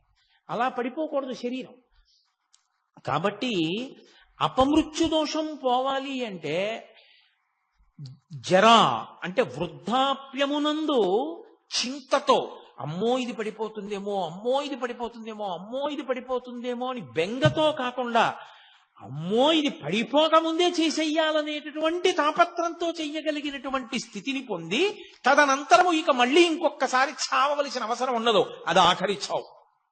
అంటే ఇంకోసారి పుట్టదని గుర్తు. పుడితే కదా చావడం. అది ఆఖరి వృద్ధాప్యం. ఆ ఆఖరి వృద్ధాప్యం భయంతో ఉండదు, ఆ ఆఖరి వృద్ధాప్యం త్వరతో ఉంటుంది. ఓ జుట్టు తెల్లబడిపోతోంది, 60 వచ్చేసాయి, చేసేయాలి గబగబా మంచి కార్యక్రమాలన్నీ. ఈ పాటి ఓపిక ఉండగా సంధిబంధములు సడలిపోకముందే ఈశ్వరారాధన చేసేయాలి, ఈశ్వరుడిచ్చిన సమయాన్ని సాధ్యమైనంత వెచ్చించేయాలి అని త్వర కలిగి భగవదారాధన యందు మగ్నుడవుతాడు. మగ్నుడై ఆ భావనతో భావనతో భావనతో భావనతో ఉన్న కారణం చేత శరీరం పడిపోతున్నప్పుడు కూడా పటికి బెల్లం తిన్న నోరులా ఆ పారవస్యంతో పడిపోతాడు. పడిపోయిన కారణం చేత భగవంతుని యొక్క స్మరణలతోనే వెళ్ళిపోయాడు కాబట్టి ఇక మళ్ళీ రాడు కాబట్టి ఇక ఇంకొకసారి చావడు, ఇంకొకసారి పుట్టుక లేదు, ఇంకొకసారి మరణము లేదు. అందుకని జరామరణములను దాటాలి అంటే సోమవారం నాడు ప్రదక్షిణం చేయాలి. నువ్వు వేరే ఏమీ అడగక్కర్లేదు. ఏ రోజు ప్రదక్షిణం చేసినా ఫలితమే. ఈ కాలమా ఆ కాలమా అలా ఏం లేదు. మంగళవారం నాడు ప్రదక్షిణం చేస్తే సార్వభౌమత్వము. అయితే నేను ఇక్కడ మీకు ఒక మాట చెప్పవలసి ఉంటుంది. స్వయంగా భగవాన్ రమణులు చెప్పిన మాట. అరుణాచలంలో అరుణగిరికి ప్రదక్షిణానికి మంగళవారము శ్రేష్టము, చాలా మంచిది. మంగళవారం నాడు గిరి ప్రదక్షిణం చేస్తే ఎందుకో తెలుసా? అది అగ్ని కొండ, పావకి సుబ్రహ్మణ్య తత్వం, అది సుబ్రహ్మణ్య క్షేత్రం, శివానుగ్రహం. అక్కడ మంగళవారం నాడు ఉదయం కుజహోర ఉంటుంది. కుజుని యొక్క శక్తిని తగ్గించగలిగిన వాడు సుబ్రహ్మణ్యుడు. మంగళవారం సుబ్రహ్మణ్యానుగ్రహాన్ని ప్రోధి చేస్తుంది. అందుకే మంగళవారం నాడు ప్రదక్షిణం చాలా గొప్పది. సూరి నాగమ్మ గారు ప్రతి మంగళవారం గిరి ప్రదక్షిణానికి వెళ్ళేవారు. అప్పుడు మంగళవారం నాడు ప్రదక్షిణం చేసిన వాడు సార్వభౌముడవుతాడు. సార్వభౌముడవుతాడు అన్న మాటకు అర్థం చక్రవర్తి అంటే రాజ్య పరిపాలనే అని అనుకోక్కర్లేదు. భక్తి సార్వభౌముడు కావచ్చు, వైరాగ్య సార్వభౌముడు కావచ్చు, జ్ఞాన సార్వభౌముడు కావచ్చు. కాబట్టి మంగళవారం నాటి ప్రదక్షిణం సార్వభౌమత్వాన్ని ఇస్తుంది. బుధవారం నాడు గిరి ప్రదక్షిణం చేసినటువంటి వాడికి అపారమైనటువంటి పాండిత్యం అబ్బుతుంది. పాండిత్యం అంటే ఏవో కొన్ని పద్యాలు కొన్ని శ్లోకాలు చెప్పడం అనుకుంటున్నారేమో, కాదు. పండాహ అంటే భగవంతుని యొక్క జ్ఞానము కలుగుట.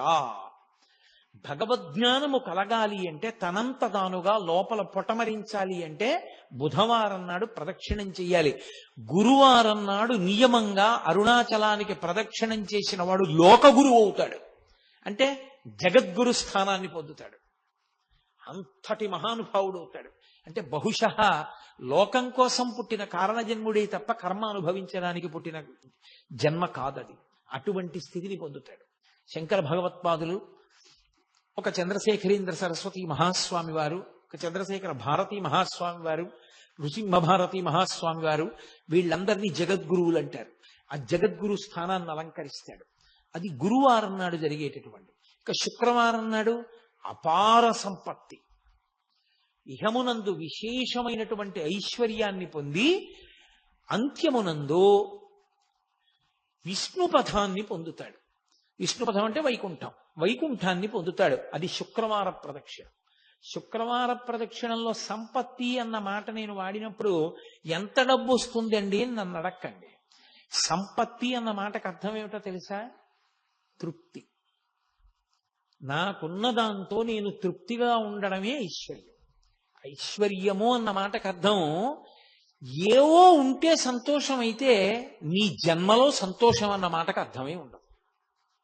ఎన్ని తెచ్చి నీ దగ్గర పెట్టినా నీకు ఇంకా లేనిదోటి ఉంది. నీకు ఏది ఉందో దాన్ని చూసుకుని మురిసిపోవడం నీకు అలవాటైతే నిన్ను మించిన ఐశ్వర్యవంతుడు ప్రపంచంలో లేడు. కౌపీనవంత కలు భాగ్యవంత అంటారు శంకరాచార్యుల వారు. గోచీ పెట్టుకున్న వాడంత ఐశ్వర్యవంతుడు ఎక్కడున్నాడన్నారు. అన్నీ వదిలి విచాలని వాడు సంతోషంగా గోచీ పెట్టుకు తిరుగుతున్నాడు. ఇన్ని పట్టు పీతాంబరాలు కట్టుకున్నా ఏదో లేదని వీడు ఏడుస్తూనే ఉన్నాడు. అందుకే చక్రవర్తులు కూడా అన్నీ విడిచిపెట్టిన ఋషుల ఆశ్రమానికి వెళ్ళి కూర్చొని శాంతి పొందేవారు. వాళ్ళు అన్ని విడిచిపెట్టి శాంతి పొందారు. అన్ని ఉండి అశాంతిలో వీడుంటాడు. శాంతి ఐశ్వర్యం. అందుకే మనకి సనాతన ధర్మంలో ఏం చేసినా ఓం శాంతి శాంతి శాంతి అని పూర్తి చేస్తారు. శాంతిని మించిన పరమైశ్వర్యం, తృప్తిని మించిన పరమైశ్వర్యం లోకంలో ఇంకోటి లేదు.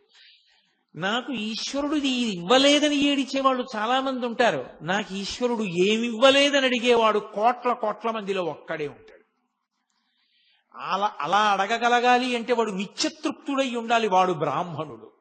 వాణ్ణి మించిన బ్రాహ్మణుడు లేడు. అందుకే వ్యాసుడు దేవి భాగవతం చెప్తూ పరమేశ్వరుడు కూడా ఎవరి పాదములకు నమస్కరిస్తాడని అడిగాడు.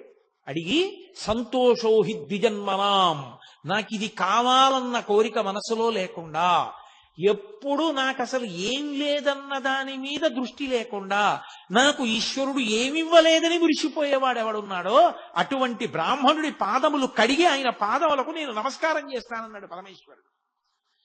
కాబట్టి యతీనాం భూషణం జ్ఞానం సంతోషోహి ద్విజన్మనాం ఉద్యమం శత్రుహననం భూషణం భూతిమిచ్చతాం అన్నాడు ఆయన. కాబట్టి అది ఐశ్వర్యం అంటే. కాబట్టి ఇహమునందు సంపత్తి, విష్ణుపథమునందు స్థానము. శుక్రవారం నాడు ఆ గిరికి ప్రదక్షిణం. అలాగే శనివారం నాడు చేస్తే గ్రహపీడా విముక్తి. మీరు ఒక్క మాట చాలా జాగ్రత్తగా జ్ఞాపకం పెట్టుకోవాలి. గ్రహపీడా విముక్తి అన్న మాటకు అర్థం ఏమిటో తెలుసా అండి? ఆ గ్రహం మిమ్మల్ని బాధించడం మానేస్తుంది అని కాదు. మరి ఇంకెందుకండి గ్రహపీడా విముక్తి అని మీరు నన్ను అడగచ్చు. గ్రహములకు ఈశ్వరత్వము లేదు. గ్రహములకు ఈశ్వరత్వం లేదు. అందుకే నేను మీతో ఒక మాట చెప్తాను. ఒక దేవాలయంలో అనేకమైన దేవతామూర్తులు, నవగ్రహ మంటపం, గోపూజ జరుగుతున్నాయి అనుకోండి. మీరు ఏదైనా మరిచిపోవచ్చేమో కానీ గోవుకి ప్రదక్షిణం చేయకుండా మీరు వెళ్ళకూడదు. ఒక దేవాలయానికి ఎదురుగుండా ఒక ఆవు మేస్తోంది అనుకోండి, మీరు గుళ్ళోకి వెళ్ళడం ముఖ్యమా, ఆ గోవుకి ప్రదక్షిణం చేయడం ముఖ్యమా అంటే గుళ్ళోకి వెళ్ళడం కన్నా గో ప్రదక్షిణం ముఖ్యం. మీరు గుళ్ళోకి వెళ్ళి గోవును వదిలేసి వెళ్ళారనుకోండి, ఈశ్వరుడు కూడా అనుగ్రహించారు. గోప్రదక్షిణమే గొప్పది. దిలీప చక్రవర్తి వృత్తాంతం లేదు, గోవును దాటిడితే ఏమయ్యాడు? గోవుకి ప్రదక్షిణం చెయ్యాలి. నవగ్రహ మంటపానికి ప్రదక్షిణ వదిలేశారనుకోండి ఉపద్రవం రాదు. ఎందుకో తెలుసా? గ్రహములకు ఈశ్వరత్వము లేదు. కొంతమంది పొరపాటున శనీశ్వరుడు అంటుంటారు. శనీశ్వరుడు అన్న మాట లేదు. శనైశ్చరుడు. శనైహి చరహ. మెల్లగా మెల్లగా నడుస్తాడు ఆయన. అందుకని ఆయనకి శనైశ్చరుడు తప్ప శనీశ్వరుడు లేదు. అసలు గ్రహములకు ఈశ్వరత్వము లేదు. ఈశ్వరత్వము లేదు అన్న మాటకు అర్థం ఏంటో తెలుసా? ఆయన గుమాస్తాయే కానీ అధికారి కాడు. గుమాస్తా గారు వద్దు ఈయనకి 2 ఎకరాల పొలం ఇవ్వకూడదు అని రాశాడు. కలెక్టర్ గారు ఫైల్ చూసి అక్కర్లేదు ఇతనికి ఇవ్వచ్చు, పేదవాడు పాపం, ఇతనికి ఇవ్వడానికి తగిన కారణాలు నాకు కనపడుతున్నాయి కాబట్టి 2 ఎకరాలు ఫలానా చోటు ఇతనికి ఇవ్వండి అని రాశాడు. గుమాస్తా మాట నెగ్గుతుందా? గ్రహబాధ విముక్తి అన్న మాటకు అర్థం ఏమిటో తెలుసా? గ్రహముల యొక్క పీడ కింది స్థాయికి వెళ్ళిపోతుంది. ఈశ్వరుడు పిలిచి అంటాడు, వాడిని నువ్వు బాధ పెట్టడానికి వీలు లేదు. ఇప్పుడు పాము కరవాలి వాడిని చీమ కరుస్తుంది. అంటే గ్రహం ఈశ్వరుడి మాటని బట్టి బాధించడంలో కింది స్థాయికి వెళ్ళిపోతుంది. అప్పుడు అసలు మిమ్మల్ని బాధించినట్టు ఉండదు. పాము కరిస్తే పడినటువంటి బాధ వలన పోవలసిన పాపం చీమ కరిచిన బాధని పాము కరిచిన బాధతో సరిపెట్టి పోగొడతారు. కొంతమందిని చూడండి, కారాగారంలోంచి సత్ప్రవర్తన వలన విడుదల చేసేసామంటారు. మనం ఎన్నుకున్న ప్రభుత్వానికే అంత అధికారం ఉంటే పరమేశ్వరుడికి గ్రహములను ఆదేశించడానికి అధికారం ఉండదని మీరు ఎలా అనుకుంటున్నారు? అది గ్రహపీడా విముక్తి అంటారు దాన్ని. అది శనివార ప్రదక్షిణం చేత కలుగుతుంది. కాబట్టి అసలు అరుణాచలానికి వెళ్ళి గిరి ప్రదక్షిణం చేసినటువంటి వాడికి పరమశివుడు గౌతమ మహర్షితో చెప్పిన మాట ఏమిటో తెలుసా?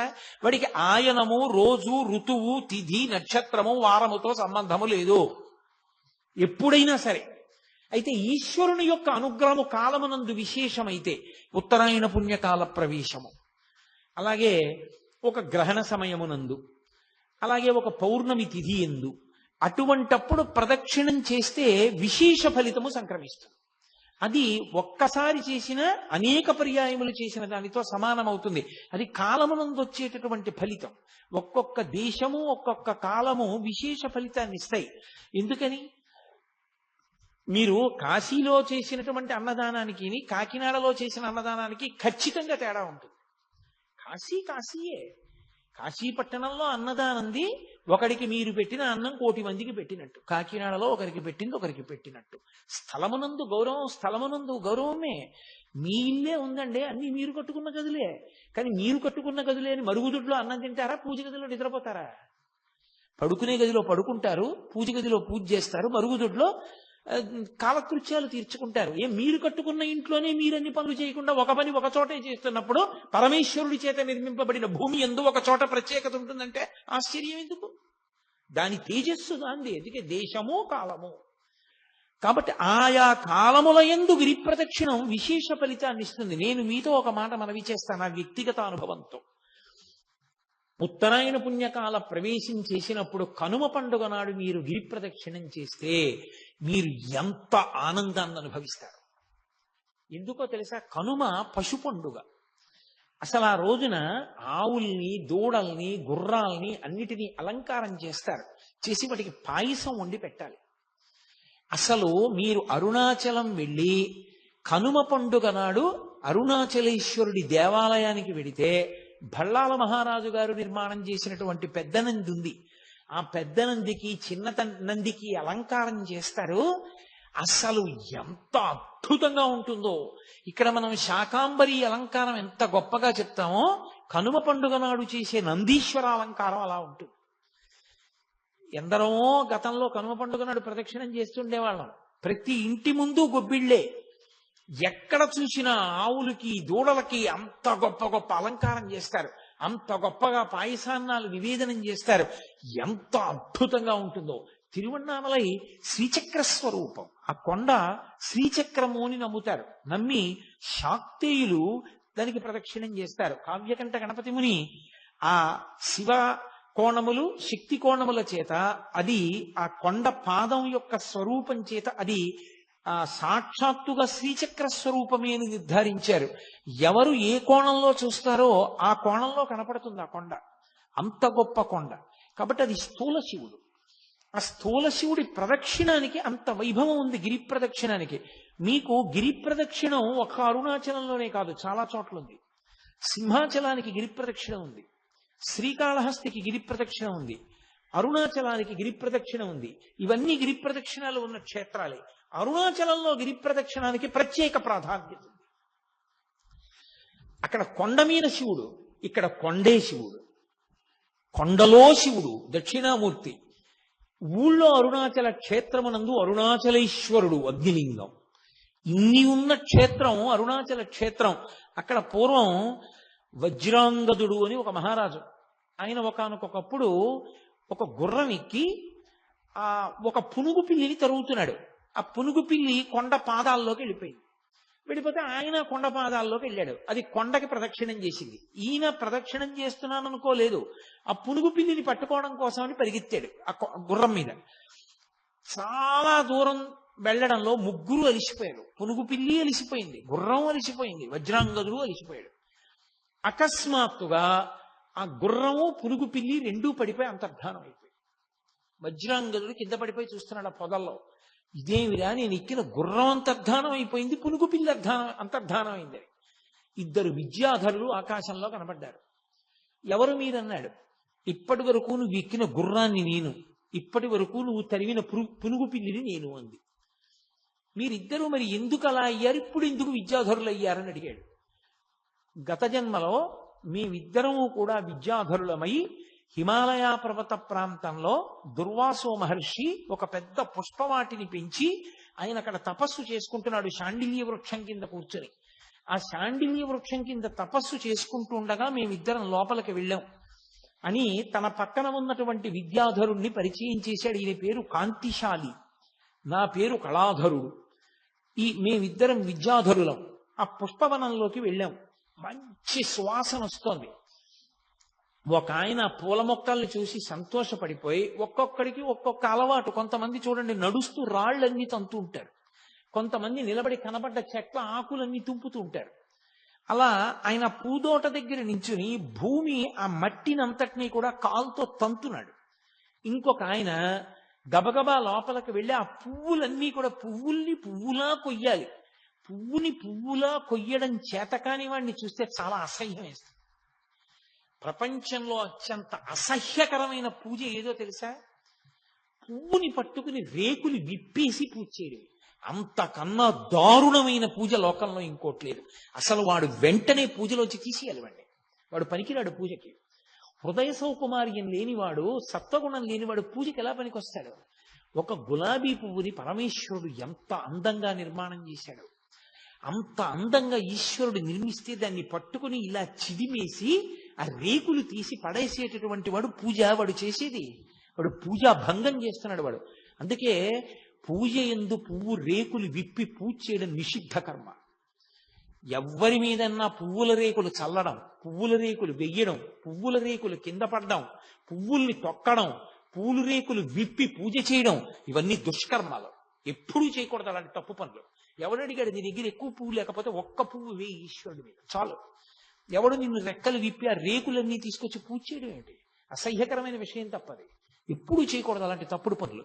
కాబట్టి ఆయన పువ్వులా కొయ్యకుండా ఆ పువ్వులన్నింటినీ కూడా ఏదో పట్టుకుని ఒక్కసారి ఇలా లాగేసి కోసేస్తున్నాడు. ఆ చెట్లు ఆ పువ్వులు లాగేస్తే జడపట్టుకు లాగితే ఆడపిల్ల నెప్పితో తప్పించుకుని వెనక్కి లాక్కున్నట్టు ఆ కొమ్మలు వెనక్కి ఎడుతున్నాయి. ఈ చప్పుడికి దుర్వాసో మహర్షి కళ్ళు తెరిచాడు. భూమిని తన్నకూడదు నిష్కారణంగా. ఒకడు పదఘట్టన చేస్తున్నాడు, ఒకడు పువ్వులు కోస్తున్నాడు. ఆయన వెంటనే ఆగ్రహోదగ్రుడయ్యాడు. మహాత్ములకు అసహ్యం వేసింది అంటే వాళ్ళ భావన సౌకుమార్యం, వాళ్ళ భావన సంపత్తి చేత అసహ్యం వేస్తుంది అవతల వాళ్ళని చూస్తే. అందుకని చిన్న కారణానికి కోపగించుకున్నారంటే అనకూడదు. నీకు చిన్న కారణం, ఆయనకి అది ఎంత చికాగ్గా అనిపిస్తుందో ఆ పనులు చూస్తే. కాబట్టి ఆయన అన్నాడు, ఒకడు భూమిని తంతున్నాడు, ఒకడు పువ్వులు కోసేస్తున్నాడు సువాసనగా ఉన్నాయి కదా అని. కాబట్టి కాంతిశాలికి కళాధరునికి శాపవాక్కిస్తున్నాను. ఎవడు భూమిని తన్నాడో వాడు గుర్రం అవుతాడు. అదే పనిగా చప్పుడు చేస్తూ మనుష్యుల్ని కిచ్చుకు తిరుగుతూ ఉంటాడు. కాబట్టి భూమండలానికి వెళ్ళి గుర్రం అయిపడు అన్నాడు. ఎవడు పువ్వుల్ని దుడుకుగా కోశాడో ఆ పుష్పముల యొక్క సౌరభమునందలి వ్యామోహంతో వాడు కస్తూరి మృగం అవుతాడు. కస్తూరి మృగమై కస్తూరి మృగం కస్తూరి దాని శరీరంలోంచి వస్తుంటుంది. కానీ అది వాసన చూసి ఎక్కడి నుంచో మంచి వాసన వస్తోంది అనుకుని పరిగెడుతూ ఉంటుంది. ఎక్కడికి వెళ్ళినా వాసన వస్తూ ఉంటుంది దాని ఒంట్లోదే ఆ కస్తూరి. కానీ అది దాని ఒంట్లోదే ఆ కస్తూరి అని తెలుసుకోలేక పరిగెడుతుంటుంది. అలా పరిగెత్తే కస్తూరి మృగాన్ని అవుతావు. ఆ కస్తూరి మృగాన్ని తరిమేడు వజ్రాంగదుడు. ఈ కస్తూరి మృగం ఈ గుర్రం రూపంలో ఉన్నటువంటి కళాధరుడు ఇద్దరూ పరిగెడుతున్నారు. వాళ్ళు అడిగారు దుర్వాసో మహర్షిని, మేము అపరాధం చేశాం, మాకు ఎలా శాపావకాశం, ఎలా శాప విమోచనం? ఇప్పుడు బుద్ధి వచ్చింది. ఆయన అన్నాడు, తెలిసో తెలియకో జంతు రూపంలో మృగ రూపంలో ఉంటారు కాబట్టి ప్రదక్షిణం యొక్క గౌరవం మీకు తెలియకపోయినా తెలియక ముట్టుకున్న అగ్ని కాల్చినట్టు, తాగిన పాలు కడుపు నింపినట్టు, నీరు తాగితే దాహం తీరినట్టు, గాలి తగిలితే సుఖంగా ఉన్నట్టు అరుణాచలానికి మీరు ఎప్పుడు ప్రదక్షిణం చేస్తారో అప్పుడు మీ పాపములన్నీ నశించిపోతాయి. నశించిపోయి మీరు మళ్ళీ విద్యాధరులు అవుతారన్నారు. అదిగో ఆ వజ్రాంగదుడెక్కినటువంటి గుర్రం ఆ కస్తూరి మృగాన్ని తరుముతూ రావడంలో ఆ రెండు అలా వెళ్ళినటువంటి కారణం చేత అలిసిపోయి ప్రాణములు విడిచిపెడితే అవి ఆ ప్రదక్షిణ పుణ్యం చేత మళ్ళీ అలా అయ్యాయి, ఈ విద్యాధర స్వరూపాన్ని పొందాయి. ఇది విన్న వజ్రాంగదుడు తెలుసుకున్నాడు, అబ్బా ఇంత గొప్పదా ఈ గిరి అని. వ్యామోహం కలగాలి కానీ మనిషిలో మార్పు రావడం ఎంతసేపు అండి? ఒక్క సంఘటన చాలు ఒక మనిషి జీవితం మారిపోవడానికి, ఒక్క మాట చాలు ఒక మనిషి జీవితం మారడానికి, ఒక్క శ్లోకం చాలు, ఒక్క స్తోత్రం చాలు పెద్ద కథ మలుపు తిరిగిపోవడానికి.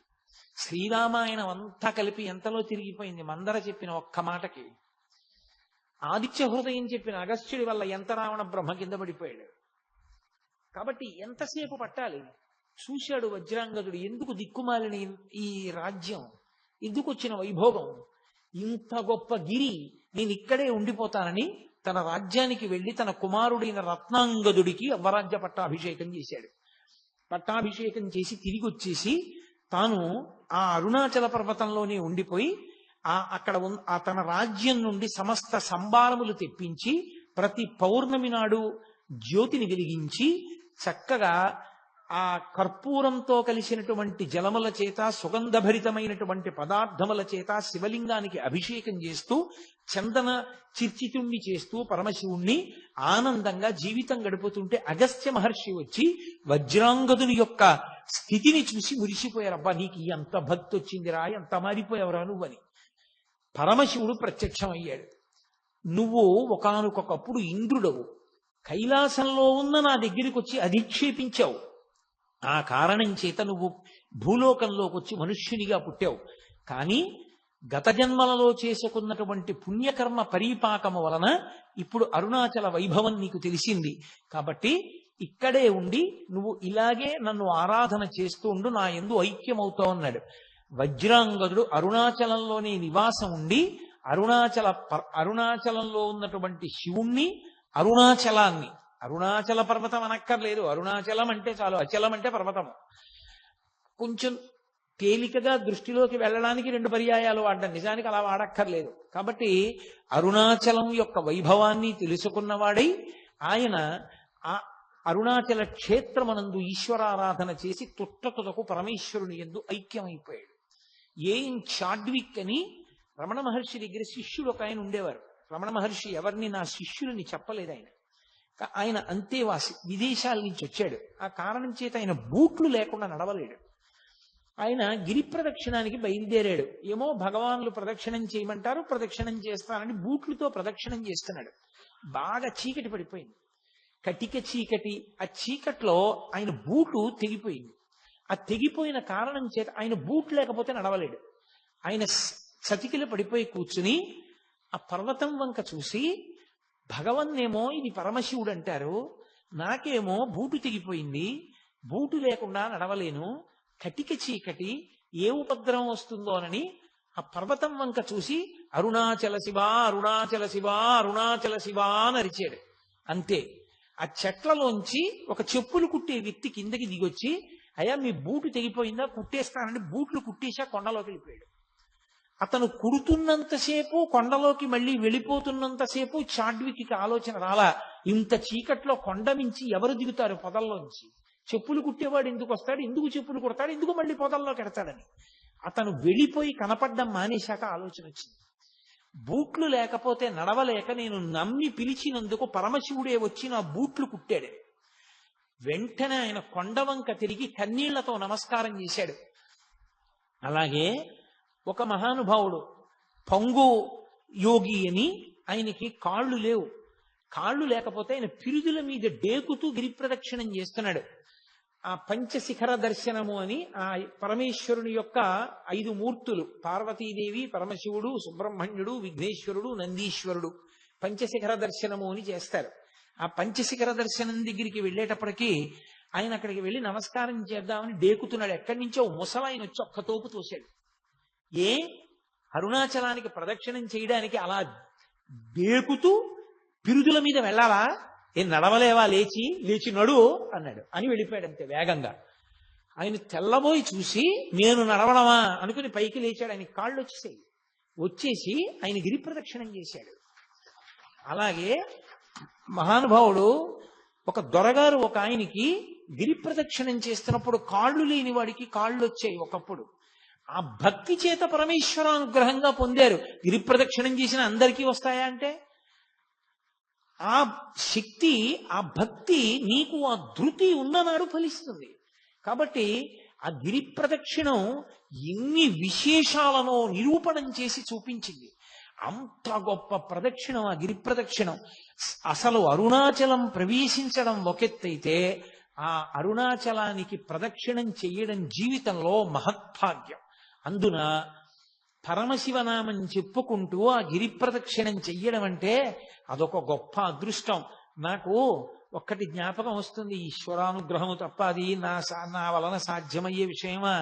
ఎప్పుడు అరుణాచలం వెళ్ళినా నిజంగా అన్ని వందల మందితో ఆ డప్పులు డోళ్ళు వాయించుకుంటూ ఆ శివనామం చెప్పుకుంటూ బృందాలు బృందాలుగా అంత సంతోషంగా రాత్రి వేళ గిరి ప్రదక్షిణం చేసి తెల్లవారుజాము వేళటికి మేము ఉన్నటువంటి విడిదికి వచ్చి పడుకుని తెల్లవారేటప్పటికి అబ్బే మాకేమీ అలసట్లేదు గురువుగారు అని అందరూ లేచిపోతే మళ్ళీ సంతోషంగా తిరుగుతుంటే ఎంత ఆనందంగా గడిపేవాళ్ళము. గిరి ప్రదక్షిణానికి ఒక లక్షణం ఉంది.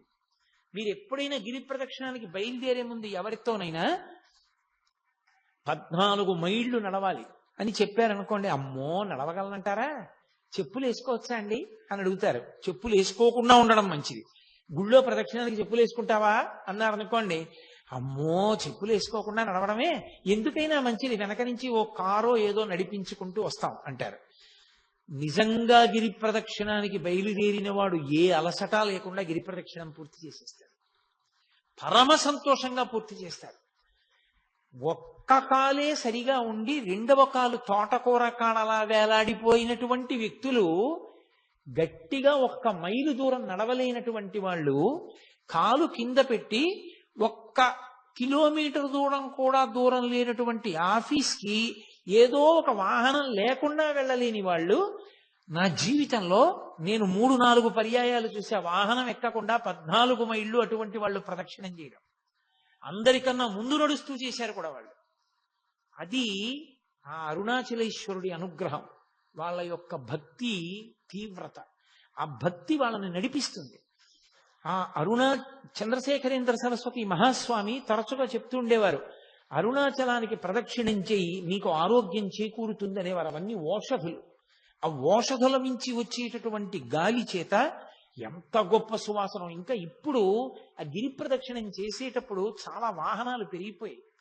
ఇన్ని వాహనాలు ఇప్పుడు ఎక్కువైపోయాయి. ఎంతో ఉబ్బిడిగా నడవలసి వస్తోంది. కానీ ఆ ఉత్తరలింగాన్ని దాటిపోయిన తర్వాత మళ్ళీ ఆ పెద్ద రోడ్డు వచ్చేసిందో, ఈశాన్యలింగం వైపుకి వెళ్ళే రోడ్డు, అక్కడి నుంచి ఇంకా మళ్ళీ చాలా ఒళ్ళు దిగిరి పెట్టుకుని నడవాలి. పూర్వం అలా కాదు. నేను ప్రారంభంలో అరుణాచలానికి వెళ్ళిన రోజుల్లో అసలు ఎక్కడా ఒక్కటి కనపడేది కాదు. కటిక చీకట్లో నడిచి వెడుతూ ఉంటే ఒక దేవాలయం దగ్గర బయలుదేరినప్పుడు ఆ దేవాలయం నుంచి ఇంకో దేవాలయం వరకు కుక్క వచ్చేది సాయం.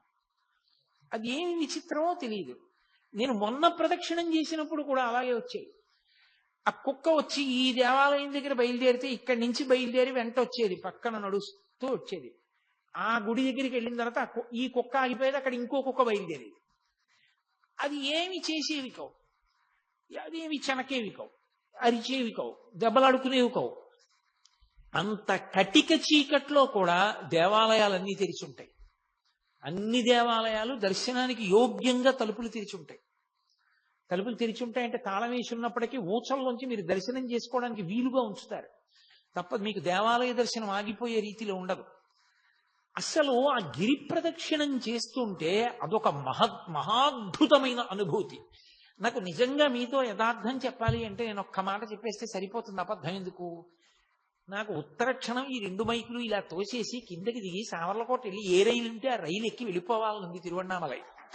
ఇది చెప్తున్నప్పుడు ఆ గిరి ప్రదక్షిణం అంటే నాకు అంత వ్యామోహం, అంత అద్భుతమైనది ఆ గిరి ప్రదక్షిణం, అంత గొప్పగా ఉంటుంది నిజంగా. అది అందున తెల్లవారుజాము సమయంలో ప్రదక్షిణం చేస్తే ఆ లేత సూర్యకిరణాలు పడుతున్నప్పుడు చూడాలి. ఆ కొండ ఒక్కొక్క చోట ఒక్కొక్కలా ప్రకాశిస్తూ ఉంటుంది.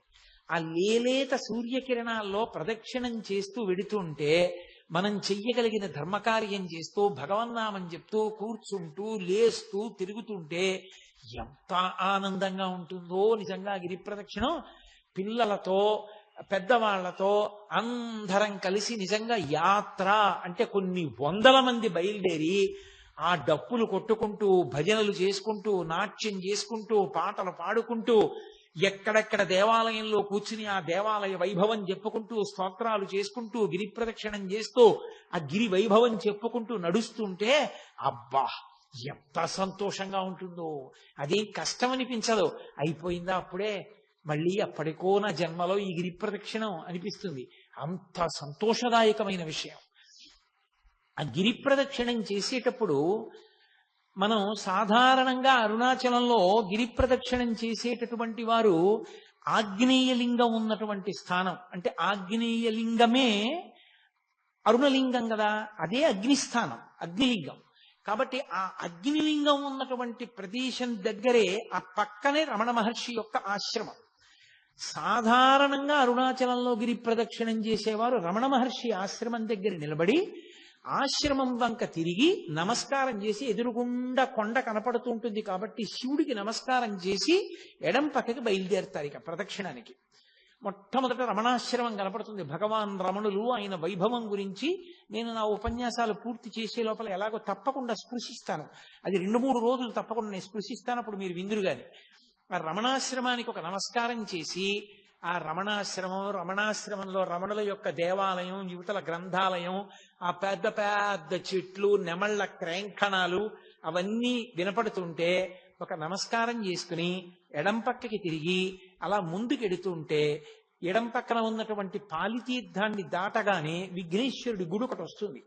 ఆ విఘ్నేశ్వరుడి గుడి దగ్గర మళ్ళీ అందరూ నమస్కారం చేసి సుముఖశ్చైకదంతశ్చ కపిలో గజకర్ణకః లంబోదరశ్చ వికటో విఘ్నరాజో గణాధిపః ధూమకేతుర్గణాధ్యక్ష ఫాలచంద్రో గజాననః వక్రతుండ శూర్పకర్ణో హేరంబ స్కందపూర్వజః షోడశైతాని నామాని ఎప్పటేచ్ఛృణుయాదపి విద్యారంభే వివాహే చ ప్రవేశే నిర్గమే తథా సంగ్రామే సర్వకార్యేషు విఘ్నస్తస్య న జాయతే అని ఆయనకి నమస్కారం చేసి బయలుదేరి ముందుకు వెళ్ళిపోతే, ఆగ్నేయంలో బయలుదేరారు కాబట్టి మీరు ప్రదక్షిణంగా ఇలా వచ్చేటప్పటికి దక్షిణ దిక్కున యమలింగం ఉంటుంది.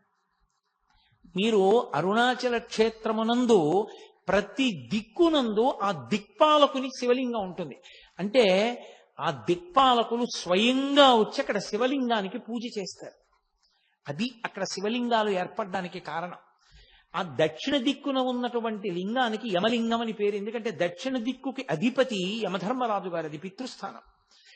ఆ యమలింగం దగ్గరికి వెళ్ళి ఎవరు నమస్కారం చేస్తారో వాళ్ళకి మొట్టమొదటి సుగుణం అపమృత్యు దోషం పోవడం. 2, 1కి 10 పర్యాయములు నిరూపింపబడింది అరుణాచల క్షేత్రంలో. ఆయనే కొంతమందికి స్వప్నంలో దర్శనమిచ్చి రమ్మని అడిగాడు. ఎముకలు విరిగిపోయినటువంటి వాళ్ళు కట్లు కట్టించుకున్నప్పుడు ఎముకలు బాగా ఉన్న వాళ్ళు ఎముకలు విరిగిపోకుండా ఉండడానికి, ప్రమాదములు జరగకుండా ఉండడానికి యమలింగ దర్శనం పెట్టింది పేరు. అందుకే ప్రదక్షిణం చేసేటప్పుడు ఎంత గబగబా చేసేస్తామని చెప్పి ఏదో బ్రిస్క్ వాక్ అంటారే, అలా గబగబ నడిచి వెళ్ళకూడదు. ప్రశాంతంగా వెళ్ళాలి. భగవాన్ రమణులు ప్రదక్షిణానికి వెళితే 2-3 రోజులు ప్రదక్షిణం చేసేవారు. అంత గొప్పగా చేసేవారు. ఆహార పదార్థాలన్నీ మూటలు కట్టుకుని తీసుకెళ్లి మధ్య మధ్యలో కూర్చుని అందరూ కలిసి చక్కగా అవి తింటూ వెడుతుండేవారు. ఏ దీక్షా నియమం లేదు. మీతో నేను మనవి చేశాను కదా, 24 కిలోమీటర్ల పరిధిలో ఏ దీక్షా నియమం లేదు అరుణాచలానికి. ఆ యమలింగం దగ్గర దర్శనం చేసుకుని కొంచెం ముందుకెడితే బెంగళూరు వెళ్ళిపోయేటటువంటి రోడ్డు ముందుకు వెళ్ళిపోతుంది. పొరపాటున ఆ రోడ్లో కానీ వెళ్ళిపోయారా ప్రదక్షిణంగా వెళ్ళరిహ, బెంగళూరు వెళ్ళిపోతారు. అందుకని ఆ రోడ్డు దగ్గర జాగ్రత్తగా చూసుకోవాలి. కుడి చేతి వైపు కొండ ఉంటుంది, అదే గుర్తు. పరమశివుడు కుడి చేతి వైపు ఉన్నాడు, ఆయన చుట్టూ తిరుగుతున్నాం మనం. అందుకే ఇలా వెళ్ళిపోయే రోడ్ని విడిచిపెట్టేసి ఇలా ప్రదక్షిణం రోడ్లోకి తిరిగిపోతే ఆ రోడ్డు ప్రశాంతంగా ఉంటుంది, చాలా ప్రశాంతంగా ఉంటుంది. ఎన్ని చెట్లు! ఇప్పుడు చాలా దేవాలయాలు కట్టేశారు అవన్నీ. పూర్వం అన్ని దేవాలయాలు లేవు, ఇంకా ప్రశాంతంగా ఉండేది. ఎంత బాగుండేదో పూర్వం. ఆ చెట్ల పక్క నుంచి, ఆ చెట్ల కింద నుంచి నడిచి వెళ్ళేటప్పుడు అరుణాచలంలో ప్రదక్షిణానికి 3 నియమాలు ఉన్నాయి. ఎప్పుడూ కుడి పక్కకి వెళ్ళకూడదు ప్రదక్షిణంలో, ఎడంచేతి పక్క నుంచే చెయ్యాలి. ఎందుచేత అంటే దేవతలు, యక్షులు, గంధర్వులు, కిన్నెరులు, కింపురుషులు, శ్రీ మహావిష్ణువు, లక్ష్మీదేవి, ఇంద్రుడు కూడా కుడి చేతి వైపు ప్రదక్షిణం చేస్తారు. సిద్ధ సంఘములు ప్రదక్షిణం చేస్తుంటాయి. అందుకని మనం అటు వెళ్ళకూడదు. అరుణాచల ప్రదక్షిణంలో కోరిక కోరకూడదు. ఎందుకో తెలుసా? దేవతలు మనని చూస్తే వరం ఇస్తారు. మీరు ఏదో అడిగితే అక్కడతో పోతుంది. మీరు ఏమీ అడగకుండా ప్రదక్షిణం చేస్తే దేవతల అనుగ్రహం కూడా కలుగుతుంది. కాబట్టి ఆ ప్రదక్షిణ మార్గంలో ఎడం చేతి వైపు నుంచి వెళ్ళాలి. స్కాందంలో ఒక విషయం చెప్పారని సాక్షాత్ భగవాన్ రమణులే చెప్తుండేవారు. అరుణాచల గిరి ప్రదక్షిణం చేసేటప్పుడు ఎవరికైనా దెబ్బ తగిలి కొంచెం నెత్తురు కారితే వెంటనే ఆ నెత్తురు దేంతో తుడుస్తారంటే దేవేంద్రుడి మెడలో ఉండేటటువంటి మందారమాలలో ఉన్న మందార పువ్వుని నలిపి ఆ మందార గంధంతో, ఆ మందార ముద్దతోటి కట్టుకడతారు. అది కూడా సాక్షాత్తుగా లక్ష్మీదేవి ఒంటికి రాసుకునేటటువంటి పసుపు తీసి అమ్మవారు అక్కడ ముద్ద పెడుతుంది. నేను దాన్ని ప్రమాణం చేసుకునే నా కూతురు వివాహం చేసేటప్పుడు, నా కూతుర్ని పెళ్లి కూతుర్ని చేసినప్పుడు సువాసిని పూజకి అర్హతగా నేను ఆ అరుణాచల గిరి ప్రదక్షిణంలో దెబ్బ తగిలి కించిత రక్తం కారిన ఆవిడ్నే నేను ఆ పూజార్హతగా తీసుకుని ఆవిడికే సువాసిని పూజ చేయించాను కూడా. కారణం ఇది. అంటే కావాలని దెబ్బ తగిలించుకుని కొంచెం నెత్తురు కారేటట్టు చేసుకుని అటువంటి ఉద్ధతితో కూడిన పనులు చేయకూడదు. మన ప్రమేయం లేకుండా దెబ్బ తగిలింది. కాబట్టి అంత గొప్పది ఆ ప్రదక్షిణం. ఆ ప్రదక్షిణంలో వెళ్ళేటప్పుడు అందుకే ఎడమ చేతి వైపు మాత్రమే నడుస్తారు. నడుస్తూ వెళ్ళిపోతున్నప్పుడు ఆ యమలింగాన్ని దాటిపోయిన తర్వాత కొంచెం ముందుకు వెళ్ళిపోతే, మనం దక్షిణ దిక్కుని దాటాం కాబట్టి ఇలా వచ్చేస్తే నైరుతి. నైరుతిలో శివలింగం ఉంటుంది. అది రోడ్డు మీద కనపడదు, మీరు కొంచెం లోపలికి వెళ్ళాలి. లోపలికి వెళితే కనపడుతుంది. తెలుగులో బోర్డులు ఉండవు, అదొక పెద్ద ఇబ్బంది అక్కడ. మీకు తేలికగా పట్టుకోవడానికి మార్గం అంటే వెళ్ళని వాళ్ళ సౌకర్యం కోసం నేను ఈ మాట కలుపుతున్నాను. ర్యాంకో సిమెంట్ అని ఎక్కడైనా కనపడితే అక్కడ లింగం ఉందని గుర్తు ఆగాలి మీరు. వాళ్ళ బోర్డ్స్ ఉంటాయి శివలింగం బొమ్మేసి. అప్పుడు భాష రాకపోయినా మీరు గుర్తు పట్టచ్చు. కొంతమంది వెళ్ళి వస్తూ ఉంటారు, అప్పుడు దాన్ని బట్టి మీరు వెళ్ళచ్చు. కొన్ని చోట్ల అదృష్టం బాగుండి ఇంగ్లీష్లో బోర్డు పెట్టారు. ఒక్కొక్కరి పిచ్చి ఎంతమందికి ప్రాణ సంకటమో అర్థం చేసుకోరు, ఏం చేస్తాం. కాబట్టి అదిగో ఆ నైరుతి లింగం తపోస్థానం. అక్కడ మనసు తొందరగా నిలబడుతుంది. శ్రీశైల పర్వత గుహలో ఎలా నిలబడుతుందో నైరుతి లింగం దగ్గర మనసు అలా నిలబడుతుంది. అంత గొప్ప తపోభూములు అవి. ఆ నైరుతి లింగం దగ్గర కావ్యకంఠ గణపతి ముని కూర్చుని తపస్సు చేశారు.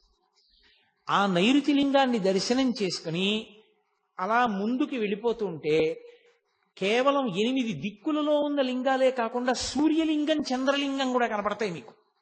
ఈ సూర్యలింగం, చంద్రలింగం కాకుండా నైరుతిని దాటిపోయిన తర్వాత పశ్చిమలింగం. ఆ పశ్చిమలింగమే ఆది అన్నామలై. అది ప్రదక్షిణం రోడ్లో ఉండదు. ప్రదక్షిణం రోడ్లోంచి మీరు మళ్ళీ కొండ వైపుకి ముందుకు రావాలి. అంటే పశ్చిమ దిక్కుకు వెళ్ళి తూర్పు దిక్కుగా ముందుకొస్తే కొండకి దగ్గరలోనే చాలా పెద్ద దేవాలయం ఉంటుంది. ఆది అన్నామలై అని అది బ్రహ్మగారు ప్రతిష్ఠ చేశారు. ఆ ఆది అన్నామలైలో మీరు ప్రదక్షిణం చేసేటప్పుడు జాగ్రత్తగా గమనించాలి. అక్కడ మీకు బహుబిల్వ వృక్షం కనబడుతుంది. బహుబిల్వం ఆంధ్రదేశంలో మీకు వెంకటాచల దర్శనానికి వెళ్ళినప్పుడు కపిల తీర్థంలో ఉంది. మళ్ళీ శ్రీశైల క్షేత్రానికి వెళ్ళినప్పుడు హాటకేశ్వరంలో ఉంది. మళ్ళీ తిరువణ్ణామలై వెళ్ళినప్పుడు ఆది అన్నామలైలో ఉంది. ఇంకా ఎన్నో చోట్ల ఉండొచ్చు. నేను ప్రముఖంగా వెళ్ళే ప్రదేశాలు చెప్తున్నాను. కాబట్టి ఆ ఆది అన్నామలైలో బహుబిల్వాన్ని మీరు తప్పకుండా చూడాలి. బహుబిల్వం అంటే కేవలం 3 ఆకులతో ఉండదు. ఒక పెద్ద దళం ఉండి 5 దళాలు ఒకే దళానికి ఉంటాయి. 5 3 శాఖలు ఉన్న దళాలు ఒకే దళాన్ని అంటి పెట్టుకుని ఉంటాయి. ఇలాగా అది బహుబిల్వ దళం అంటారు.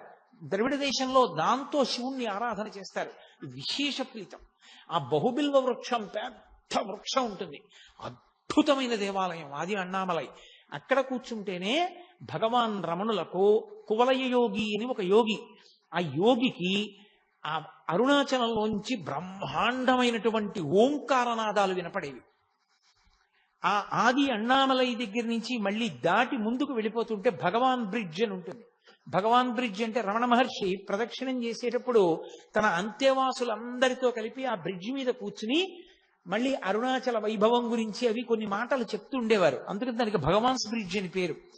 అక్కడ ఆగి కొంచెం ముందుకు వెడితే అక్కడ మనకి మనం నైరుతి ఆగ్నేయంలో బయలుదేరి దక్షిణానికి వచ్చి, దక్షిణాన్ని నుంచి నైరుతికి వచ్చి, నైరుతి నుంచి పశ్చిమానికి వెళ్ళి, పశ్చిమాన్ని నుంచి ఇలా వస్తే వాయవ్యం, వాయవ్యలింగం ఉంటుంది. ఆ వాయులింగాన్ని దర్శనం చేసేటప్పుడే మీకు గమ్మత్తు ఉంటుంది. ప్రదక్షిణం ఎడంచేతి వీంపు నుంచి వెడుతూ ఇలా కుడి పక్కకొస్తే, కొండ పాదం వేపుకొస్తే అక్కడే పంచశిఖర దర్శనము అని ఉంటుంది.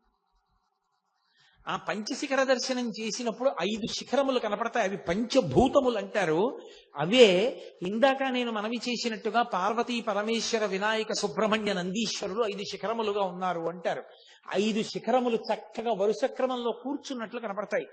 మీరు రాత్రి ప్రదక్షిణం చేస్తుంటే ఎంత అర్ధరాత్రి వెళ్ళండి, అక్కడ ఉన్న 2 సమాధులు ఉన్నాయి. అక్కడ అవి మహాభక్తులైనటువంటి వారివి. అక్కడికి దగ్గరలో ఉన్న చోట ఒక వ్యక్తి తిరుగుతూ ఉంటాడు. మీరు ఆయన్ని జాగ్రత్తగా గమనించి పిలిచి అడిగితే ఒక పావలా కాసు కూడా ఎవ్వరు అడగరు మిమ్మల్ని. ప్రదక్షిణం చేసేటప్పుడు ఏ గుళ్ళో ఎవ్వరూ అడగరు. ఆయన అరుణాచలం వైపుకి తిరిగి, ఆ పంచశిఖరముల వైపుకి తిరిగి శంఖాన్ని పూరిస్తాడు. మీరు విని తీరాల శంఖనాదం. అలా పూరిస్తాడు ఆయన. నేను ఎప్పుడు గిరి ప్రదక్షిణం చేసినా ఆయన కోసం వెతుకుతూ ఉంటాను. ఆయన ఎప్పుడు అక్కడ శంఖాలు ఉంటే ఆయన్ని పిలిచి అయ్యా ఒక్కసారి శంఖం పూరించరా అని అడిగితే మీరేమైనా ఇస్తారని కూడా ఆయన చూడ, అసలు వెంటనే శంఖం పట్టుకొచ్చి అటు తిరిగి చేస్తాడు. రాత్రి వేళ ప్రదక్షిణం చేస్తున్నప్పుడు ఆ శంఖధ్వని వినపడుతుంటే, ఆ శిఖరాల వంక చూస్తుంటే ఒళ్ళు గగుర్పాటు చెందుతుంది. అలా ఉంటుంది. మోక్షద్వారము అంటుంటారు. అది మునిద్వారం అని. అందులోంచి బయటికి వచ్చి చూడాలి ఆ పంచశిఖరాల్ని అంటారు. వాయవ్యలింగాన్ని దాటితే ఉత్తరలింగం, కుబేరలింగం అంటారు దాన్ని. అది కుబేరుడు పూజ చేసేటటువంటి స్థానం. ఈ స్థానముల యందు పూజ చేయడం వల్ల, మీరు దర్శనం చేయడం వల్ల వచ్చే ఫలితం ఏమిటంటే, మనకి మహదాశీర్వచనం చేస్తారు. పూర్వ దిగ్భాగే ఇంద్రో దేవత ఇంద్రప్రసాదాత్ రాజ్యాభివర్ధనమశ్నుతే అని. పూర్వ దిక్కుకి ఇంద్రుడు అధిపతి. ఆ ఇంద్రలింగం అది దర్శనం చేస్తే రాజ్యాభివృద్ధి అంటే ఉద్యోగం వృద్ధిలోకి వస్తుంది. చక్కగా సంతోషంగా ఉంటాడు. పశ్చిమలింగాన్ని దర్శనం చేశారనుకోండి, పశ్చిమంలో ఉన్నటువంటి వరుణలింగాన్ని దర్శనం చేసినటువంటి కారణం చేత పుత్రపౌత్రాభివర్ధనమశ్నుతే, పుత్రపౌత్రాభివృద్ధి కలుగుతుంది. ఉత్తర దిక్కున కుబేరలింగాన్ని దర్శనం చేస్తే అది కుబేరుడు పూజించే లింగం కాబట్టి ఐశ్వర్య సమృద్ధి. కుబేరలింగం కుబేరలింగంలాగే ఉంటుంది. అది రోడ్డు నుంచి లోపలకు కనపడుతూ ఉంటుంది. లోపలికి వెళ్ళి చూస్తే అబ్బో ఎంత దీదీప్యమానంగా ఉంటుందో అసలు ఆ శివలింగం. ప్రదక్షిణం చేసి కొంతసేపు చక్క అక్కడ అరుగుల్లో ఉంటాయి, బాగా పెద్ద అరుగులు. వాటన్నిటి మీద కూర్చుని కాసేపు భజన చేసుకోవచ్చు. ఆ ఉత్తరలింగాన్ని దాటి కుబేరలింగాన్ని దాటి కొంచెం ముందుకు వచ్చేస్తే అక్కడ మళ్ళీ రోడ్డు 2 కింద విడిపోతుంది. అక్కడి నుంచి మళ్ళీ జాగ్రత్తగా కొంచెం ముందుకి నడిచి వెడితే ఈశాన్యలింగం కనపడుతుంది. అసలు నిజంగా ఈశాన్యలింగం ఈశాన్యలింగమే. ఈశాన సర్వ విద్యానాం ఈశ్వర సర్వభూతానాం బ్రహ్మాధిపతి బ్రహ్మణోధిపతి బ్రహ్మా శివో మే అస్తు సదాశివోం అని సదాశివుడు. ఆయనకి ఎప్పుడూ కోపం ఉండదు, కోపం నటిస్తాడంతే ఆయన ఎప్పుడైనా. అటువంటి సదాశివ స్థానము ఈశానలింగము. దానికి కొంచెం కిందకి దిగాలి గుళ్ళో. అసలు నిజంగా 2 కళ్ళు సరిపోవు. నేను ఇప్పుడు మీతో ఉపన్యాసం చెప్తున్నాను కానీ నాకు మనసులో ఆ శివలింగాలన్నీ కనపడుతుంటే ఎంత పరవశించిపోతున్నానో నేను. ఆ ఈశాన్యలింగం మెట్లు దిగి చక్కగా మీరు ఆ మెట్ల మీద కూర్చున్నా సరే ఎదురుగుండా కనపడుతుంటుంది. సాయంకాలం పూట ప్రదోష వేళలో కొంచెం సేపు తలుపేసి అలంకారం చేసి తలుపు తీస్తారు. అసలు అప్పుడు దర్శనం చేస్తే ఒళ్ళు గగుర్పుడుస్తుంది. అలా ఉంటుంది ఆ ఈశాన్యలింగం. ఈశాన్యలింగ దర్శనం చేసి తిరిగి వచ్చేస్తే మళ్ళీ ఆగ్నేయం దగ్గరికి వచ్చేటప్పటికి కొంచెం సందులోకి వెళ్ళాలి, పైకి కనపడదు. ఆ శేషాద్రి స్వామి ఆశ్రమానికి ముందున్నటువంటి చోట కుడిపక్క సందులోకి వెడితే అగ్నిలింగం. ఆ అగ్నిలింగ దర్శనంతో మళ్ళీ రమణాశ్రమం దగ్గరికి వస్తే ప్రదక్షిణం పూర్తయిపోతుంది. ఈ ప్రదక్షిణ మార్గంలోనే వాయవ్యలింగం దాటుతున్నప్పుడు మనకి మాణిక్యవాచకర్ల మఠం కనపడుతుంది. ఆది అన్నామలై దేవాలయంలో ఇప్పటికీ శైవంలో నాయనార్లలో ప్రముఖ స్థానం వహించినటువంటి మహాపురుషులు అప్పర్, మాణిక్యవాచకర్, జ్ఞాన సంబంధర్ ముగ్గురి యొక్క మూర్తులు మీకు ఆ దేవాలయంలో కనపడతాయి. మాణిక్యవాచకర్ల మఠము అని ఒక మఠం. ఆ మఠంలోకి ఓసారి వర్షం వస్తుంటే సూరి నాగమ్మ గారు వెళ్ళారు. వెళ్ళి మరునాడు రమణులను అడిగారు, అయ్యా మాణిక్యవాచకర్ల మఠం ఎందుకు వచ్చింది అని. అప్పుడు చెప్పారు భగవాన్ రమణులు. సూరి నాగమ్మ గారి లేఖల్లో రాశారు మహాతల్లి. అది మాణిక్యవాచకర్లు మహానుభావుడు. ఆయన పుట్టుకతోటే గొప్ప శివభక్తి తత్పరుడు. ఆయన యొక్క నిజాయితీని, మంచితనాన్ని, శివభక్తిని చూసి పాండ్యరాజు ఆయన్ని తన యొక్క ఆస్థానంలో ప్రధానమంత్రిగా నియమించాడు.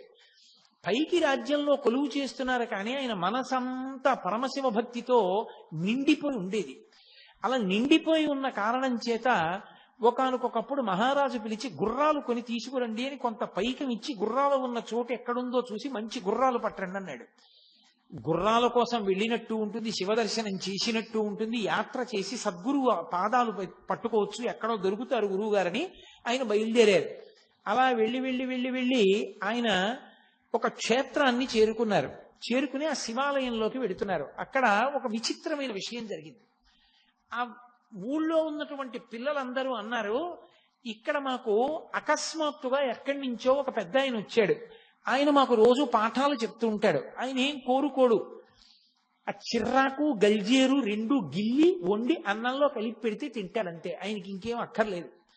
చిర్రాకు గల్జేరు కాలవల పక్కన కూడా మొలుస్తాయి, దానికి పెద్ద ప్రయత్నం ఏం అక్కర్లేదు. అత్యంత తక్కువ స్థాయి ఆకుకూరది, అది తింటూ ఉంటాడు. అంటే ఆయన వెతుక్కుంటూ ఆ గుడికి ప్రదక్షిణం చేస్తూ వెళ్ళేటప్పటికీ కృంద వృక్షం కింద దక్షిణామూర్తి కూర్చున్నట్టుగా కూర్చుని ఉన్నాడు ఒక ఆయన. ఆయన్ని చూడగానే మాణిక్యవాచకర్లకు అర్థమైంది, ఈయన పరమశివుడు నా కోసమే వచ్చి కూర్చున్నారు ముందేనని. వెంటనే బట్టలు విప్పేసి గోచి పెట్టుకుని ఆయన ముందు సాష్టాంగం చేసి స్తోత్రం చేశారు. వెంటనే ఆ మహానుభావుడు అన్నాడు, నీకోసమే నేను ముందుగా వచ్చి ఇక్కడ కూర్చున్నానయా, పిల్లలకి పాఠం చెప్పాలన్న మిషతోటి. నీవు ఇక నుంచి నీవు గుర్రాలు కొనడానికి తెచ్చినటువంటి డబ్బుతో ఈ క్షేత్రానికి సేవ చేస్తూ ఈ ఆలయాన్ని వృద్ధిలోకి తీసుకొస్తూ ఇక్కడ ఉండిపో అన్నాడు. మాణిక్యవాచకర్లు అక్కడ ఉండిపోయారు. డబ్బంతా అయిపోయింది, గుర్రాలు లేవు, వెనక్కి వెళ్ళలేదు. ఈలోగా మహారాజు గారు కబురు చేశారు, గుర్రాలు లేవు, నువ్వు రాలేదు, ఏమిటి కథ అని. ఆయన భయపడి రాత్రి పడుకుని పరమశివుడిని ప్రార్థన చేశాడు. కల్లో పరమశివుడు కనబడి, వెలలేని మాణిక్యం ఒకటి ఇచ్చి నీ పట్టుకెళ్ళి రాజుకి శ్రావణ మాసంలో మూలా నక్షత్రం నాడు గుర్రాలు వస్తున్నాయని చెప్పు అన్నాడు. తీరా నిద్ర లేచి చూస్తే చేతిలో మాణిక్యం ఉంది, పరమశివుడు ఇచ్చిందేనని మాణిక్యం పట్టుకుని పాండ్యరాజు దగ్గరికి వెళ్ళి ఆ మాణిక్యాన్ని ఇచ్చి శ్రావణ మాసంలో మూలా నక్షత్రం నాడు గుర్రాలు వస్తున్నాయన్నారు. మహారాజు నమ్మాడు, సంతోషించాడు. కానీ గూఢచారులు చెప్పారు, ఈయన డబ్బంతా క్షేత్రంలో ఖర్చు పెట్టేశాడండి, ఈయన దగ్గర ఏం లేదు, గుర్రాలు కొనలేదని. రాజుకు ఆగ్రహం వచ్చి మాణిక్యవాచకర్లను తీసుకెళ్లి కారాగారంలో పెట్టాడు. నిజంగా శ్రావణమాసం మూలా నక్షత్రంలో పరమశివుడే ఆ గుర్రాలు అమ్మేటటువంటి వాడి వేషంలో కొన్ని 100 గుర్రాలు తీసుకొచ్చి మాణిక్యవాచకర్లు మాకు డబ్బు ఇచ్చారు, ఈ గుర్రాలు తీసుకోండి అని రాజుకి ఇచ్చాడు. రాజు పొంగిపోయి నా గూఢచారులు తప్పు చెప్పారు నాకని మాణిక్యవాచకర్లను విడిపించి సత్కారం చేసి గుర్రాలన్నింటినీ తీసుకెళ్లి మృగశాలలో కట్టాడు, అశ్వశాలలో కట్టాడు. అవి రాత్రి క్రూర మృగాలైపోయి ఉన్న ఏనుగుల్ని గుర్రాల్ని కూడా తినేసి పారిపోయి రాజుకి కోపం వచ్చి మళ్లీ మాణిక్యవాచకర్లని బంధించాడు. ఇప్పుడు వైఘై నది పొంగి ప్రవహించి మధురై నగరం మీద పడింది. రాజు ఈ ప్రవాహాన్ని ఎలా ఆపాలి అర్థం కాక ఇంటి ఇంటికి ఒక మనిషి వంతున బయలుదేరి ప్రతి ఇంటి నుంచి ఒక మగవాడు వెళ్ళి నదికి ఇదిగో ఇక్కడి నుంచి ఇక్కడ వరకు, ఇక్కడి నుంచి ఇక్కడ వరకు కట్టబొయ్యాలని శాసనం చేశాడు. అందరి ఇళ్ల నుంచి ఒక్కొక్క మగవాడు వెళ్ళి కట్టబోస్తున్నాడు. కానీ పిట్టవ్వ అంటారు ఇప్పటికీ. తమిళ దేశంలో ఆవిడ్ని అవయార్ అంటారు, మహాశివ భక్తురాలు. ఆవిడ పాపం కుడుములు వండి వచ్చినటువంటి వాళ్ళకి పెడుతూ ఉండేది. పిట్టువాణి అని పిలుస్తారు ఆవిడ్ని. ఆవిడికి కొడుకులు లేరు, ఎవరు లేరు, ఎవరు పెడతారు కట్టబోయడానికి? ఆవిడ తరపున వెళ్లే వాళ్ళు ఎవరు? కూలి పెట్టుకోవాలి, అంత డబ్బు లేదు. పరమశివుడే ఓ గుణపం పారా పట్టుకుని ఆవిడ ఇంటికి వచ్చి, పిట్టవా పిట్టవా నాకు కొంచెం తుంపులు ఎడతావా అని అడిగాడు. తుంపులంటే మీకు గుర్తుందో లేదో మరి, మా చిన్నతనంలో మేము తుంపులు చాలా ఇష్టంగా తినేవాళ్ళం. తుంపులంటే అమ్మ చిన్నతనంలో బజ్జీలు అవి వేస్తుంది కదా, వేసినప్పుడు ఇంతంత శనగపిండి ముద్దలు ఉండిపోయి నూనె అడుక్కెళ్ళిపోతాయి.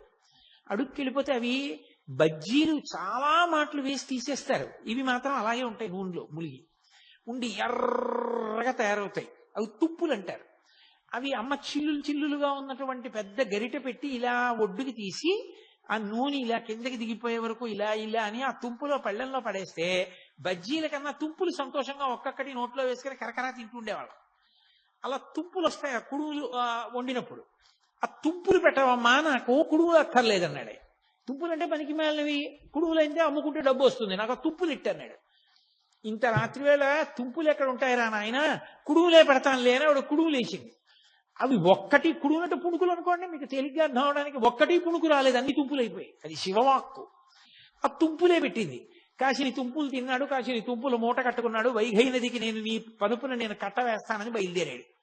వెళ్ళినవాడు కట్ట వేయడం అనేసి ఆ ఒడ్డున పడుకుని పెద్ద పెద్దగా పాటలు పాడుతూ మిగిలిన వాళ్ళ పనులు పాడు చేస్తున్నాడు. మహారాజు గుర్రం ఎక్కి అందరూ కట్ట వేస్తున్నారో లేదో చూడ్డానికి వచ్చాడు. ఈయనొక్కడే పని చేయట్లేదు. ఇతను పని ఎందుకు చేయట్లేదు, నన్ను చూసి కూడా లేవలేదు, పడుకుని పాటలు పాడుతున్నాడు ఏమిటని అడిగారు. ఏమో మహాప్రభో, పిట్టవాణ్ణి పంపించింది ఈయన పని చేయట్లేదు సరికదా, పని చేసేవాళ్ళని పాడు చేస్తున్నాడు, వచ్చి ఇలాగే పడుకుని పాటలు పాడుతున్నాడు అన్నారు. పాటలు పాడుకుంటూ పడుకోవడానికి ఆ నది వరదొస్తుంటేనని చెప్పి రాజు కొరడా తెప్పించి ఆయన వీపు మీద దెబ్బలు కొట్టాడు. ఆయన వీపు మీద కొరడాతో కొట్టగానే రాజు వీపు మీద రాజ్యంలో ఉన్నటువంటి జంతువులు, పక్షులు, బల్లులు, కుక్కలు, పిల్లులన్నిటి వీపుల మీద వాతపడింది. అమ్మబాబో, ఇదేదో ఆశ్చర్యంగా ఉంది, ఈయన్ని కొడితే నా వీపు మీద వాతపడి మండుతోందని రాజుగారు ఆశ్చర్యపైన కాళ్ళ మీద పడ్డాడు. అప్పుడు పరమశివుడు, నేను ఈశ్వరుణ్ణి, నాకు పరమభక్తుడైన మాణిక్యవాచకర్ని ఇబ్బంది పెట్టావు, అందుకని నీకు బుద్ధి రావడానికి ఇంత కథ నడిపించవలసి వచ్చింది, వెళ్ళి మాణిక్యవాచకర్ కాళ్ళ మీద పడి ఆయన్ని విడిపించన్నాడు. మరి మీరు పిట్టువాణి పనుపుని ఎందుకు వచ్చారని అడిగారు. ఆమె మహాభక్తురాలు, ఆమెకి కొడుకు లేడు కాబట్టి ఆమె పనుపున కూలి చేయడానికి నేను వచ్చానన్నాడు. ఏమి శివ అనుగ్రహం, ముందు పిట్టువాణిని చూడాలని పరమేశ్వరుడు గబగబా గుర్రం మీద పరిగెత్తాడు. ఆ రాజు ఆ పిట్టువాణి ఇంటికి పరిగెత్తాడు, పరమేశ్వరుడు అంతర్ధానం అయిపోయాడు. తీరా ఈయన పిట్టువాణి ఇంటికి వెళ్ళేటప్పటికీ ఆవిడ కైలాసానికి వెళ్ళిపోతుంది బొద్దితో. చూసి ఆశ్చర్యపోయి అంతఃపురానికి వెళ్ళి మాణిక్యవాచకర్ని విడిపించి ఆయనకి సత్కారం చేసి ఆయనని మళ్ళీ యథోచిత స్థానంలో ఉంచాడు. మహారాజా, రాజ్యం నువ్వేలుకో, నాకెందుకు వచ్చిన ప్రధానమంత్రి పదవి, నేను పరమేశ్వరుణ్ణి స్తోత్రం చేస్తూ ఊరూరా తిరుగుతానని ఆయన ఇందాక నేను చెప్పినటువంటి పంచశిఖరముల దగ్గర నిలబడే అరుణాచల పర్వతం వంక చూసి తిరువెంబావై పాడాడు. తిరుప్పావై అని ధనుర్మాసంలో వైష్ణవులు ఎలా పాడతారో తిరువెంబావై శివాలయాలన్నిటిలో పాడతారు ధనుర్మాసంలో. మీరు ఇప్పటికీ తమిళ దేశం వెడితే శివాలయాలన్నిటిలో తిరువెంబావై వినపడుతుంటుంది. ఆ తిరువెంబావై మాణిక్యవాచకర్లు పాడారు. ఆయన ఆఖరికి చిదంబరం చేరుకుని బాగా వృద్ధులైపోయారు, మఠంలో ఉండేవారు. ఈయన మాటలు లోకానికి అందాలని పరమశివుడు ఒక వృద్ధ బ్రాహ్మణ వేషాన్ని వేసుకుని వారి ఇంటికి, ఆ మఠానికి వెళ్ళి బాగా చీకటి పడిపోయిన తర్వాత, అయా పరమశివుడు మీది మీరు ఇన్ని పాటలు పాడారు కదా, మళ్ళీ ఒక్కసారి పాడండి వింటానన్నాడు. మాణిక్యవాచకర్లు అన్నారు, ఎన్నో పాటలు పాడాను, వృద్ధుణ్ణి అయిపోయాను, జ్ఞాపకం ఉంటాయా? నాకు జ్ఞాపకం లేవన్నారు. పర్వాలేదు, ఇన్ని జ్ఞాపకం ఉంటే అన్నే పాడండి అన్నారు. అంటే మహానుభావుడు అప్పుడు పాడాడు. రాత్రి కాలం కూడా తెలియకుండా పాడాడు, తెల్లవారుజాము వరకు. దాన్ని తిరువాచికం అంటారు. మీరు ఎప్పుడైనా చదివారో లేదో ఆ పుస్తకం, చాలా అద్భుతంగా ఉంటుంది, మాణిక్యవాచకర్ల తిరువాచకం. ఆ తిరువాచకం పరమేశ్వరుడే కూర్చొని బ్రాహ్మణ రూపంలో రాశాడు. తెల్లవారుజామున నీరసపడి పడుకున్నాడు మాణిక్యవాచకర్. పరమేశ్వరుడు ఆ రాసిన తాళపత్ర గ్రంథం మీద ఇంకొక తాళపత్రం చేర్చి, ఆయన మాటలు మాణిక్యములు, అవి గాలిలో కలిసిపోతే మళ్ళీ భవిష్యత్ తరాలకు అందమని చిదంబరంలో నటరాజునైన నేనే ఆయన మఠానికి వెళ్ళి ఆయన దగ్గర కూర్చుని ఆయన పాడుతుంటే ఇవి వ్రాశాను. ఇవి ఇంత మాణిక్యముల వంటి మాటలు పలికినవాడు కాబట్టి ఆయనకి మాణిక్యవాచకర్రని పేరు పెడుతున్నాను అని చెప్పి నటరాజస్వామి ముద్ర వేసి తాడు కట్టి నటరాజస్వామి పాదాల దగ్గర పెట్టాడు. పెట్టి నటరాజులోకే లీనమయ్యాడు. తెల్లవారుజామున అర్చకులు లేచి తాళపత్ర గ్రంథం చూశారు. తెల్లబోయారు. దాని మీద నటరాజస్వామి వారి ముద్ర ఉంది. గబగబా పరిగెత్తి మాణిక్యవాచకర్లకి చెప్పారు, ఏమిటి దీని అర్థం, ఇలా ఎందుకు జరిగిందని. మీకు చెప్తాను రెండని చెప్పి మాణిక్యవాచకర్లు బయలుదేరి చిదంబరంలో నటరాజస్వామి దేవాలయం దగ్గరికి వచ్చి, ఇంత సౌజన్యమా మహానుభావ, నా పాటలు నువ్వు రాశావా, ఎంతటి సులభుడవయ్యా అని పరమశివుణ్ణి స్తోత్రం చేసి కన్నీళ్లతో ఆయన్ని వేడుకుంటుండగా ఆయనలోని జ్యోతి చిదంబరంలో నటరాజస్వామిలో ఐక్యమైపోయింది. అంతటి మహానుభావుడు మాణిక్యవాచకర్. ఆయన అరుణాచలంలోనే తిరువెంబావై పాడారు. ఆయన మఠం గిరి ప్రదక్షిణంలో కనపడుతుంది. ఆ గిరి ప్రదక్షిణం అంత గొప్ప స్థితిని పొందినటువంటి గిరి ప్రదక్షిణం. నేను ఇవాళ మీతో గిరి ప్రదక్షిణం, దీపవైభవం రెండూ మాట్లాడాలనుకున్నాను, కానీ ఒకటే సమయాన్ని అంతటినీ తీసుకుంది. ఇప్పుడు దీపవైభవం మొదలు పెడితే అయ్యేది కాదు. కాబట్టి మళ్ళీ రేపు సాయంకాలం మనం 6:30కి కలుసుకున్నప్పుడు దీపవైభవం గురించి మాట్లాడతాను.